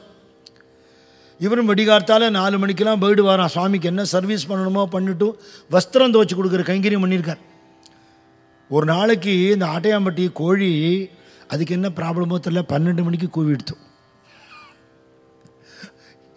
இப்போ மாதிரி நிறைய கடிகாரமெல்லாம் அப்போல்லாம் கிடையாது. நிறைய பேருக்கு மணிபாகவும் தெரியாது. இன்றைக்கி கோவிந்தபுரத்தில் நம்ம ஆசிரமத்தை வேலை செய்கிற ஒரு பொம்பநாட்டி இருக்கா, அவளுக்கு மணிபாக தெரியாது. அது மாதிரி அவருக்கு மணிபாக தெரியல, பாவம். கோழி கூவிடுத்து 4 மணி ஆகிடுத்து. கோழிட்டு போய் சண்டையாக போட முடியும், எதுக்கு முன்னாடி கூவினேன். நேராக போயிட்டார். சாமி ஏந்திருந்து உட்காந்துருப்பார். எப்போவுமே வெடிகாத்தால் சாமி எந்திருக்கலையே அப்படின்னு நினச்சிட்டு பரவாயில்ல அசந்திருப்பார் போல் இருக்கு. சாமி சாமி சாமின்னு கதவை தட்டுறார். கதவை திறந்துன்னு வந்து, என்ன முன்னாடி ஏந்துட்டியா, மணி தெரியலையா அப்படின்னு வந்து நிற்கிறார். குரல் தான் கேட்குறது. அங்கே என்ன தெரிஞ்சுதுன்னா, அருட்பெருஞ்சோதி அருட்பெருஞ்சோதி தனிப்பெருங்கருணை அருட்பெருஞ்சோதின்னு ஒரு ஜோதி பிழம்பு தான் தெரிஞ்சுதான், சுவாமி தெரியலையா. குரல் கேட்குறது. வளத்து நடுங்கி போயிட்டாராம் அவர். வெங்கடாஜலம் ஐயா என்கிட்ட ஃபோனில் சொன்னார், எங்கள் சின்ன தாத்தா தான் அவர். சாமி ஜோதியாக தரிசனம் கொடுத்துருக்க. நிறைய பக்தாள் ஜோதி ரூபமாக சுவாமியை பார்த்துருக்கா. ஏகப்பட்ட பேருக்கு அந்த தரிசனம் கிடச்சிருக்கு. இவருக்கு அந்த தரிசனம் கிடச்சி வளத்து பய ஓடி வந்துட்டாரா. அப்புறம் கொஞ்சம் கழித்து போனவுடனே சுவாமி கடன்னு சிரிச்சாரா. அந்த ஊரில் இருந்த சந்தர்ப்பத்தில் தான் 1927 பக்கத்தில் எடப்பாடிங்கிற ஊரில் ஆறுமுக பக்தர்னு சில புஸ்தகத்தில் போட்டிருக்கு, ஆறுமுக பக்தர்னு சில புஸ்தகத்தில் போட்டிருக்கு. பக்தருங்கிறது ஒரு கம்யூனிட்டி. இப்போ நரஹரி சோனார்னு சொல்கிற மொழியும் அது மாதிரி ஒரு கம்யூனிட்டி. பொற்கொள்ளர்கள் அவளை பக்தர்னு சொல்லுவாள். அவர் பக்தரும் தான், அதனால் அதுவும் தப்பு இல்லை. பிரிண்டிங் மிஸ்டேக்காக இருந்தாலும் கருத்து பிழை இல்லை. அவர் பெரிய தமிழ் பண்டிதர், பெரிய வேதாந்தி. சுவாமிகிட்ட ரொம்ப பக்தி உள்ளவர். அவர் விரும்பி கேட்டுண்டாருங்கிறதுக்காக இப்போ இன்றைக்கி பாத பூஜை நடந்தது. காத்தால சுவாமி திருவடி ரூபமாக பக்தாள் வீட்டுக்கு எழுந்தருளினார். ஒரு 3 மணி நேரம் அத்தனை பேரும் தபோவனத்தில் இருந்தோம்.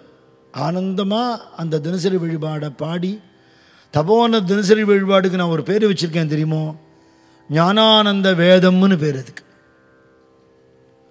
அதில் சொல்லப்படாத விஷயம் இல்லை, வேதாந்த சாரம் இருக்கு.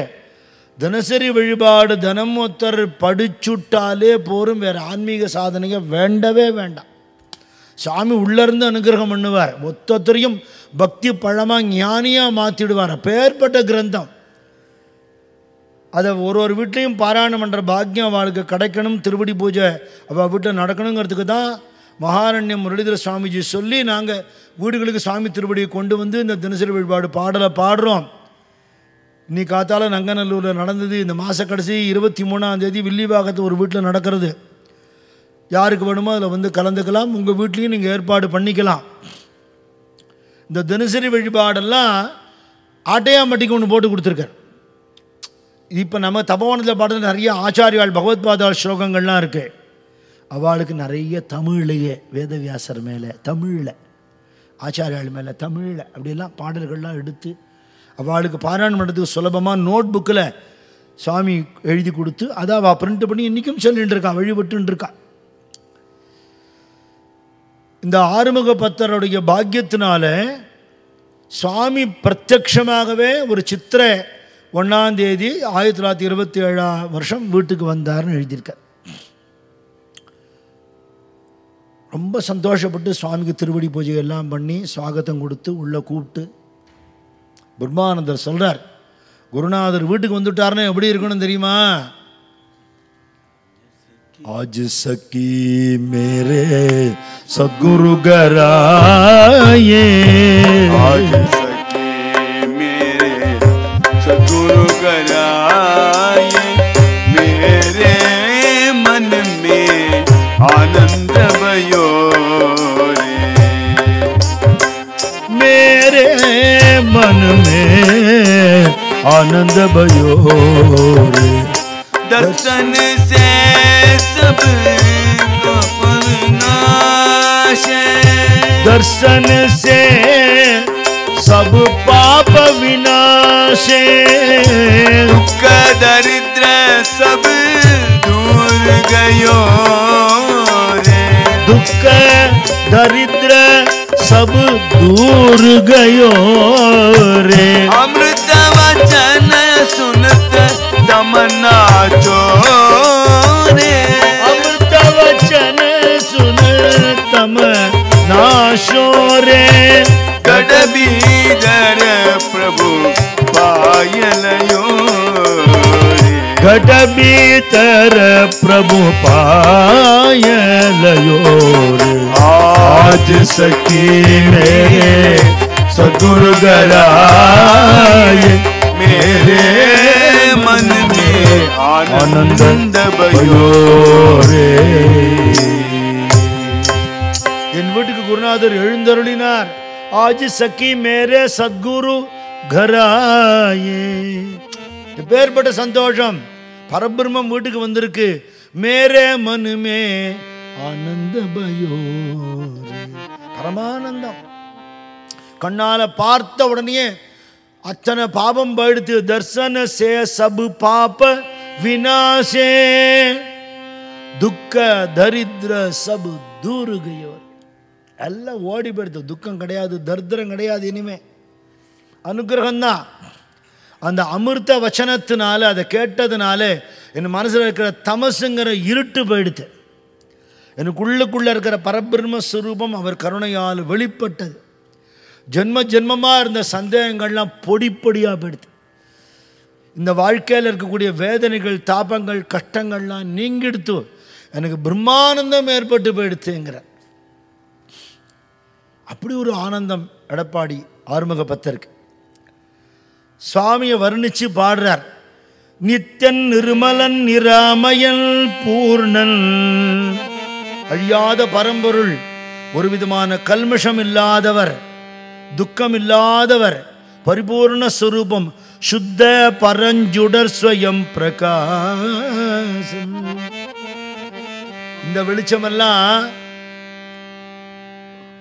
ஏற்கனவே இருக்கிற பொருளை தான் காட்டும். துக்காராம் மகாராஜ் சொல்றார், ரவி தீப ஹிரா தாவித்தி தேக்கணே அதிருஷ்ய தேக்கணே சந்தாஞ்சேனிங்கிறார். கரண்ட்டு கட்டாயிடுத்து, இருட்டு, ஒன்றும் தெரியல. கரண்ட் வந்துடுத்து, வெளிச்சம் தெரியுது. என்ன தெரியுது? மைக்கு தெரியும், ஸ்பீக்கர் தெரியும், மிருதங்கம் தெரியும், எல்லாம் தெரியும். எதை டியூப்லைட் இருந்தாலும் ஃபோக்கஸ் லைட் இருந்தாலும் பார்க்க முடியாதோ அதை இது காட்டாதோ இல்லையோ.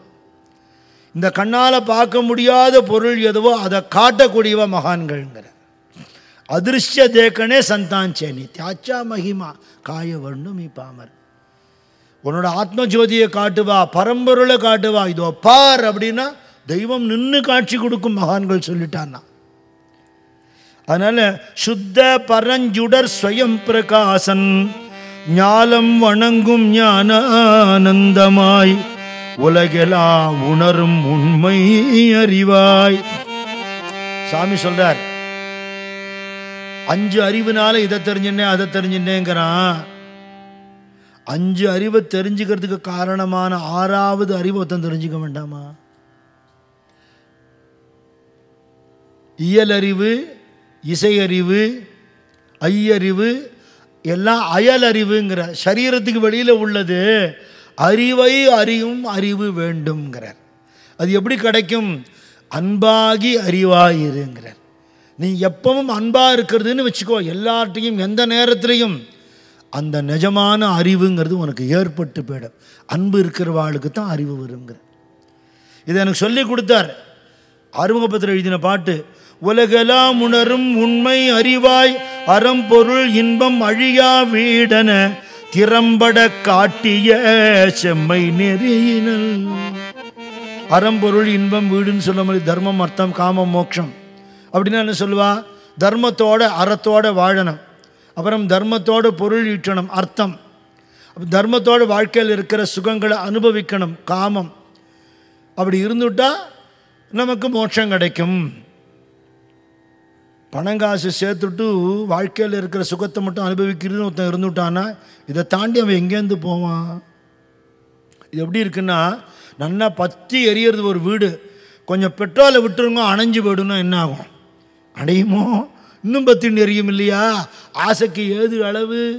சுவாமி அப்படி சொல்லலை. சுவாமி இதுக்கு அர்த்தம் சொல்லியிருக்கார். தர்மத்தோட வாழணும்னு ஒருத்தன் நினைக்கணும், அந்த தர்மம்தான் வாழ்க்கைக்கு அர்த்தம். தர்மத்தோட வாழணும்னு நினைக்கிறது தான் ஆசை காமம், அந்த தர்மமே மோட்சம். தர்மமே அறமே பொருள், அறமே இன்பம், அறமே மோட்சம், அறமே வீடு. அதனால் உனக்கு கொடுக்கப்பட்ட கடமைகள் உன்னுடைய தர்மம், குலக்கடமை, அத்தனை பேருக்கும் பொதுவான கடமை பாகவத தர்மம். இந்த தர்மத்தை விடாமல் இரு. தர்மம் எதுன்னு ஒருத்தர் கேட்டார். சுவாமி சொன்னார், பிணிக்கூண்டில் இருக்கும் ஜீவனை விடுவித்தல். பிணிக்கூண்டில் இருக்கும் ஜீவக்கிளியை விடுவித்தல். ஒரு கிளியை உள்ளே போட்டு வச்சுருக்கான் ஒருத்தன், நீ என்ன தான் பழம் கொடுத்தாலும் அது சாப்பிடுமா? திறந்து விட்டால் பறந்து போயிடும் இல்லையா? அப்படி இந்த கூண்டுக்குள்ளே ஏன் அடைச்சி வைக்கிற? இந்த உள்ளுக்குள்ளே இருக்கிற ஜீவனை சிவமயமாக்கி அகண்டமாக்கிடும். உடம்புலேருந்து வெளியில் போகிறதுனா மரணம் இல்லை, உலகத்தையே உடம்பாக நினைக்கிறது. எப்பேற்பட்ட அதான் விஸ்வரூபங்கிறது. விஸ்வமே நம்மளாக மாறக்கூடிய நிலை. இதை சுவாமி சொல்லி கொடுத்தார். அறம்பொருள் இன்பம் அழியா வீடன திறம்பட காட்டிய செம்மை நெறியினன் தன்னை அறிவித்து தத்பரமாக்கி என் உள்ளத்து இருந்த ஏகநாயகன். தொலைஞ்சு போயிட்டு ஒருத்தர் கண்டுபிடிச்சா ரொம்ப தேங்க்ஸுங்கிறோம். நாம் எதை தொலைச்சிட்டோம்னா நம்மளை தான் தொலைச்சிட்டோம். ஆதார் கார்டை தொலைக்கல, ஆதாரத்தையே தொலைச்சிட்டோம். ஆதாரம் சேதாரம் ஆயிடுத்து. நம்மளை நமக்கு காட்டி கொடுக்குறவர் குருநாதர் தான். அவர் தான் நம்மளோட நிஜஸ்வரூபத்தை காட்டி, அப்பா நீ சாமானியப்பட்டவன் இல்லை. ஃபாரினில் பேசும்போது சில்ட்ரன் ஆஃப் இமார்டலிட்டி அப்படின்னு விவேகானந்த சுவாமி பேசுகிறார். ஒரு பொண்ணு எழுந்து சொன்னாலாம், நீங்கள் எல்லாரும் ஆத்மஸ்வரூபம்னு சொல்லி சொல்லி யாரையும் ஹிப்னாட்டைஸ் பண்ணுறேன். No my child, you are already hypnotized. I am trying to dehypnotize you அப்படின்னா. நீ இந்த அழியிற உடம்புன்னு நினச்சின்னு இருக்க, உன்னை அதுலேருந்து மாற்றுறதுக்கு ட்ரை பண்ணுறேன். உனக்கு மரணம் இல்லை, நீ ஆத்மஸ்வரூபம். நினச்சி பாருங்கோ, பகவானோட சேர்ந்து இருக்கக்கூடிய ஒரு வாழ்க்கைங்கிறது எப்பேற்பட்ட வாழ்க்கை. அந்த வாழ்க்கை இந்த உடம்புல இருக்கும்போதே தரேன்னு மகான்கள் சொல்கிறாள். ஜீவன் முக்தி கொடுக்குறேங்கிறாளே. அதை எனக்கு குருநாதர் அனுகிரகம் பண்ணினார். தன்னை அறிவித்து தத்பரமாக்கி என்னுள் இருந்த ஏகநாயகன் பந்தம் அனைத்தும் பாழ்பட தள்ளியன் சிந்தகுள் புகுந்த செழுஞ்சுடர் ஜோதி. லௌகீக பந்தங்கள்லாம் நிழல் மாதிரி விலகி போயிடுத்து, சுவாமிகிட்ட மட்டும் ஈடுபாடு வந்துடுத்தோ. எல்லை கடங்கா ஏக பெருவழி தில்லையில் கண்டு தினமும் கழித்தவன். சிதம்பரத்தில் போய் நடராஜர் தனம் பார்த்தவர்னு அர்த்தம் இல்லை. திருமூலர் சொல்றார், நெற்றிக்கு நடுவே பூர்வ இடைவெளி உற்று உற்று பார்க்க ஒளிவிடும் மந்திரம், பற்றுக்கு பற்றாக பரமன் இருந்த இடம் சிற்றம்பலம் என்று சேர்ந்து கொண்டேனேங்கிறார். இதுதான் சித் அம்பலம்ங்கிற சிற்றம்பலம். தர்சனாத் அப்ரசதசிங்கிறது இந்த இடத்துல பகவான் தரிசனம் பண்ணணுமா. ஒரு இடத்துல அமைதியாக உட்கார பழகி சத்சங்கத்தை இருக்க பழகினா தானே மனசு ஒடுங்குங்கிற. அதுக்கும் கஷ்டப்பட வேண்டாம். சத்சங்கத்தில் ஈடுபட்ட மனசோடைய தமோ குணம்ங்கிற சோம்பேறித்தனமும் ராட்சசத்தனமும் போய் ரஜோகுணம்ங்கிற ஈகோ போய் சத்துவகுணம் நின்று சுத்த சத்துவம் ஏற்பட்டு திரிகுணாதீத்த நிலை ஏற்பட்டு போயிடுமா. சத்சங்கத்தில் இருந்துட்டா போகிறோம், வேறு ஒன்றும் பண்ண வேணாம். ஒரு எக்ஸாம்பிள் கொடுக்குறேன். நதிகளில் பார்த்தேன்னா நன்னா கூழாங்கல் மாதிரி நிறைய பார்த்துருப்பேன் நீங்கள். அது எந்த ஃபேக்ட்ரியில் கொடுத்து கிரைண்ட் பண்ணினது? அவ்வளோ அழகான ஷேப் எப்படி வந்தது? நதியில் இருந்தது, அவ்வளோதான். ஜஸ்ட் பி அதில் இருக்கிறதுனால அது நம்மளை ஷேப் பண்ணும். புரியுறதா? சத்சங்கத்துக்கு வந்துட்டா நம்ம எப்படி ஆகணுமோ அப்படி பரமானந்த விக்கிரகமாக நம்மளை சுவாமியாக்கி விடுவார். நம்ம பண்ண வேண்டியது சத்சங்கத்தில் எப்பவும் இருக்கணும். பகவானே எனக்கு இந்த பாக்கியத்தை கொடு, எப்பவும் சத்சங்கத்திலேயே இருக்கணும், நல்ல விஷயங்களே படிக்கணும், கேட்கணும், உணரணும், சேவை பண்ணணும், எல்லார்ட்டையும் அன்பாக இருக்கணும், யார்கிட்டையும் பேத உணர்ச்சி வரக்கூடாது. இதை தான் நம்ம வேண்டிக்கணும். இது கிடச்சிடுத்துன்னா ஆத்ம சாட்சா்காரம் கரத்தலே ஆவலே தைசாகரி வந்துடுத்து உங்களுக்கு அப்படிங்கிறாரு. பந்தம் அனைத்தும் பாழ்பட தள்ளியன் சிந்தையில் புகுந்த செடுஞ்சுடர் ஜோதி எல்லை கடங்கா ஏக பெருவழி தில்லையில் கண்டு தினமும் கழித்தவன் இரவா மனத்தை இறக்க உணர்த்தி பிறவா நெறி தரும் பேரறிவாளன். ஒரு லைனுக்கும் அவ்வளோ நேரம் பிரவச்சனம் பண்ணலாம். நான் சீக்கிரம் தான் சொல்ல போகிறேன், பயப்பட வேண்டாம். மனசு இறக்கணுமா. சினம் இறக்க கற்றாலும் சித்தியெல்லாம் பெற்றாலும் மனம் இறக்க கல்லார்க்கு வாய் ஏன் பராபரமேங்கிற தாயுமான சுவாமி. என்னம்மா பெணாத்துறாண்டா, இன்னும் கோபத்தை விட முடியலையே, இன்னும் மனசு உனக்கு அழியலையே. மனசுங்கிறது என்ன? ரமண பகவான் சொல்ற எண்ணங்களோட குவியல் தான். அது எப்படி அழிக்கிறது? ஒரு சுள்ளிக்கட்டு இருக்கு, ஒரு சுள்ளியாக எடுத்துட்டே வந்துட்டேன்னா ஒரு நாள் சுள்ளிக்கட்டு இல்லாமல் போயிடும். அதனால் அவ்வளோதானே, பண்டில் ஆஃப் தாட்ஸ், அவ்வளோதானே.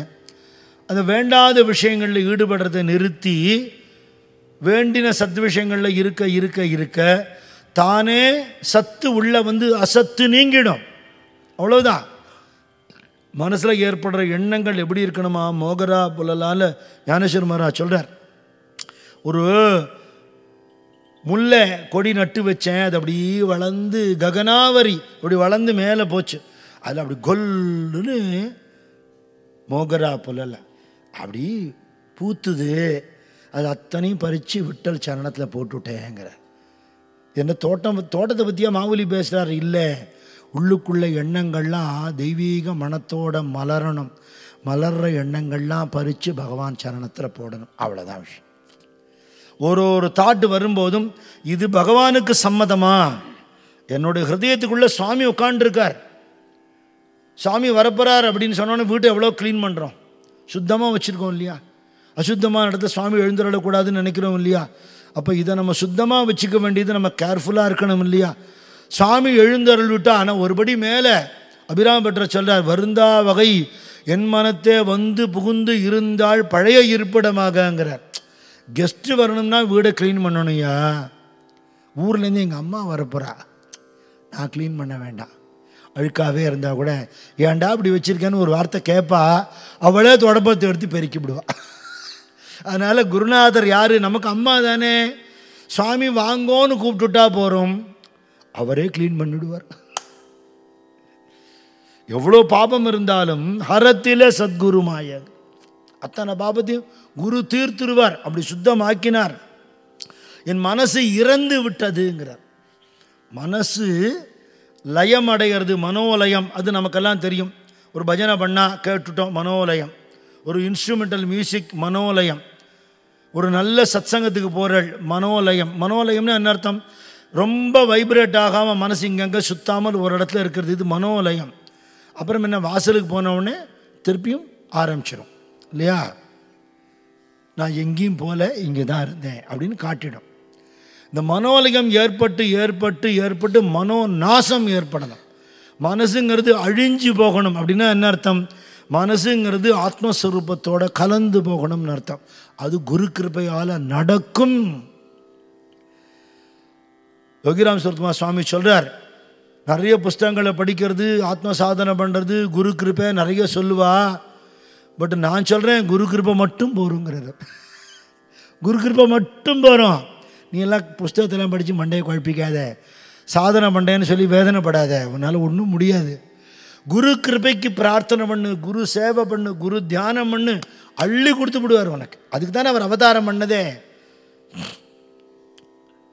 இரவா மனத்தை இறக்க உணர்த்தி பிறவா நெறி தரும் பேரறிவாளன் நற்குணம் அனைத்தும் நன்னிய பெருந்தகை மகனீய குணாரணவம். எத்தனை நல்ல குணங்கள் இருக்கு, லிஸ்ட் போட்டு மாளாது. அத்தனை நல்ல குணமும் சமுத்திரம் மாதிரி இருக்கு. சத்குரு ஞானானந்த சாந்த மெய்ச்செல்வன். அந்த சன்னிதானத்துக்கு போனாலே இந்த மனக்குரங்கு அடங்கிறதே. அந்த சாந்தத்துக்கு என்ன பிரமாணம் வேணும்? பூத முதலாய் பொலிந்திடு நாத ஒளியை பேதமும் கடந்த பெருந்தகை மூர்த்தி. சமஸ்த பூதங்களையும் புலன்களையும் தனக்குள்ள அடக்கினவர், எல்லா பேதத்தையும் கடந்தவர், நாதபிந்து கலாதிங்கிற நிலையில் இருக்கிறவர். மூலாதார முதலாய் உள்ள மூர்த்தி ரூபத்தை மேல் 6 ஆதாரமும் வெறி வெளி கண்ட வித்தகள். மூலாதாரத்திலேருந்து சகசிராரணம் வரலு. இதுதான் வார்க்கரி யாத்திரை. ஆலந்தீத்தே பண்டர்பூர் ஞானேஸ்வர மகாராஜ் ஆரம்பிச்சு கொடுத்தார். இப்போ எல்லாரும் கிளம்ப போறா. ஆனால் ஏகநாத் மகாராஜ் சொன்னார், இங்கே உள்ளுக்குள்ளே ஒரு வார்க்கரி யாத்திரை இருக்குங்கிற. காயாகி பண்டரி ஆத்மஹா விட்டல. இந்த ஸ்டேஷனில் தங்கி இருந்து பஜனை பண்ணுறாப்புல 6 ஆதாரம் தாண்டி அப்படி மேலே சகசிராரத்துக்கு போயிட்டா ஞானதேவமனே ஜோதிச்சி நிஜ ஜோதிங்கிற பகவான் பாண்டவங்கனை ஜோதி ரூபமாக பார்க்கலாம்னு சொல்கிறார். இது அந்த யோக நிலை. யோகாபியாசம் பண்ணாதான் வரும்னு இல்லையா, பஜனை பண்ணால் வந்துடுங்கிறா, ஸ்ரத்தையோட பக்தி பண்ணால் வந்துடுங்கிறா. மண்டல 3லும் மன்னிய ஒரு விலம் கண்டவை அனைத்தும் கடவுளாய் நின்றோன். பார்க்கிற இடமெல்லாம் எந்த பரபிரமம் இருக்கோ அதுவாக நின்ன குருநாதன். சோகம் பாவனை சுத்தமாய் செய்யன ஆகம நூல் கொண்டு அன்போடு உணர்த்தி. அத்தனை ஆகம புஸ்தகங்கள்லாம் அவருக்கு சொல்லி கொடுத்து, நீ உன்னை வேறாக நினைக்கிறத விட்டுடு, முதல்ல பகவானுடைய அம்சம்னு நினச்சிக்கோ, பகவானோட குழந்தைன்னு நினச்சிக்கோ. கொஞ்சம் கொஞ்சமாக குழந்தை அம்மா மடியில் போய் படுத்துக்கிறாப்புல சுவாமியோட லயம் ஆகிடு.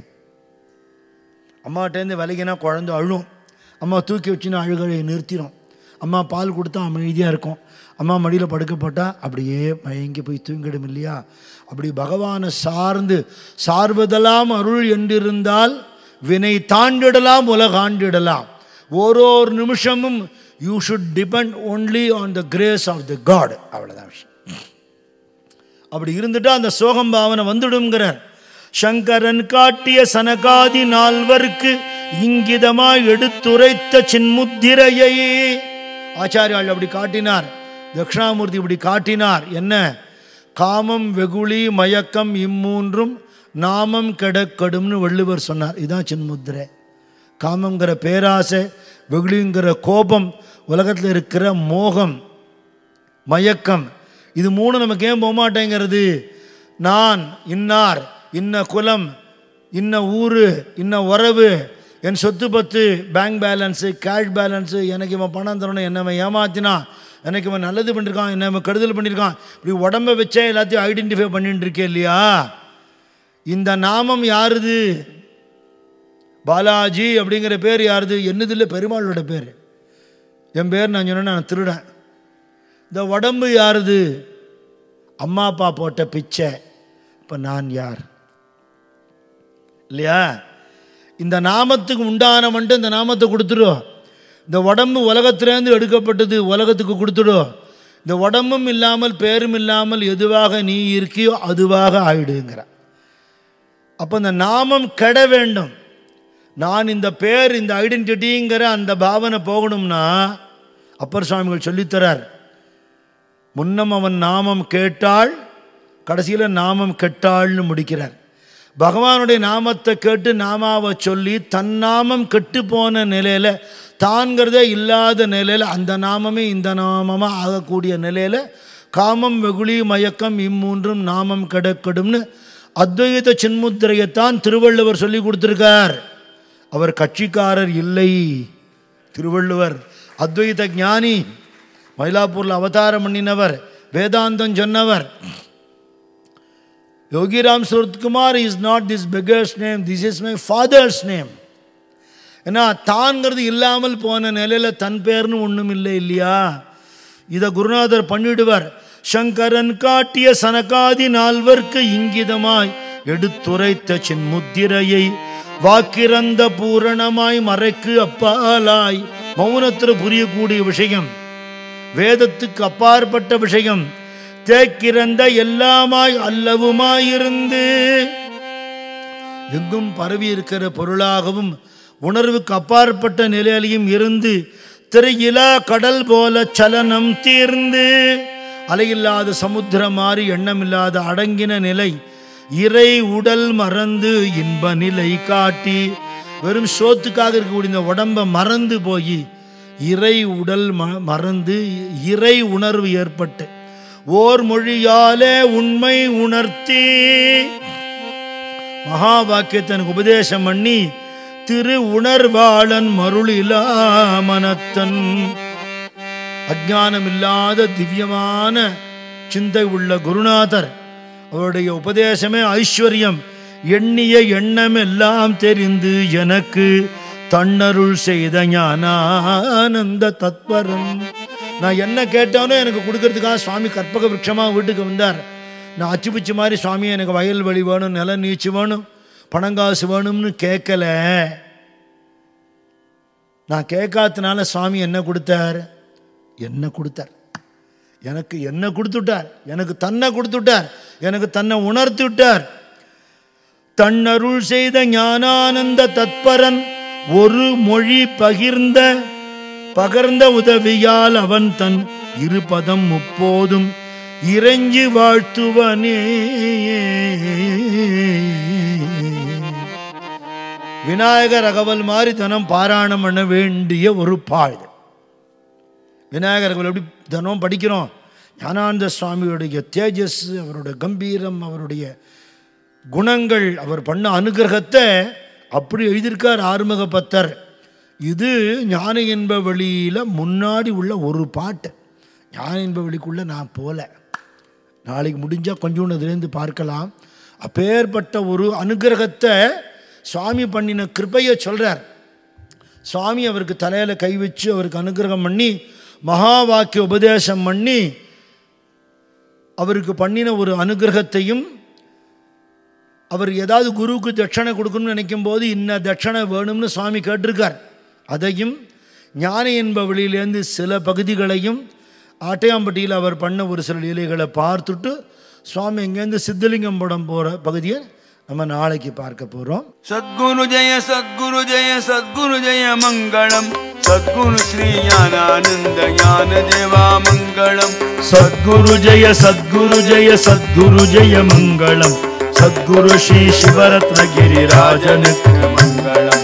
சங்கராய சங்கராய சங்கராய மங்களம்.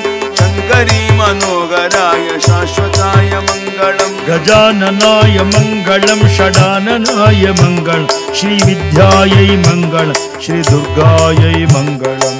ரகுவராய மங்களம். வேணு கிருஷ்ணாய மங்களம். மங்களம் ஜெய மங்களம் மங்களம் சுபமங்களம் மங்களம் ஜெய மங்களம் மங்களம் சுபமங்களம். எல்லோரும் நன்றாயிருக்க வேண்டும், இதற்கு ஈசன் கணேசன் அருளல் வேண்டும். எல்லோரும் ஒன்றாயிருக்க வேண்டும், இதற்கு ஈசன் கிரீசன் அருளல் வேண்டும். மந்தஸ்த முகாம்போஜ மகனீய குணாநபம் மதுராபாஷணம் சாந்தம் சர்வபூததயாபரம் பக்த வாத்சல்ய ஜலதிம் பரமானந்த விக்கிரகம் ஞானானந்தம் பிரபன்னோஸ்மி நிர்மல ஞான சித்தயே. ஞானானந்தம் ஞானானந்தம் ஞானானந்தம் ஞானானந்தம் ஞானானந்தம் ஞானானந்தம். சத்குரு ஞானானந்த பகவான் கி ஜெய். சத்குரு சரணாரவிந்த கி समस्त देवता वृंद की, समस्त साधु मंडल की जय।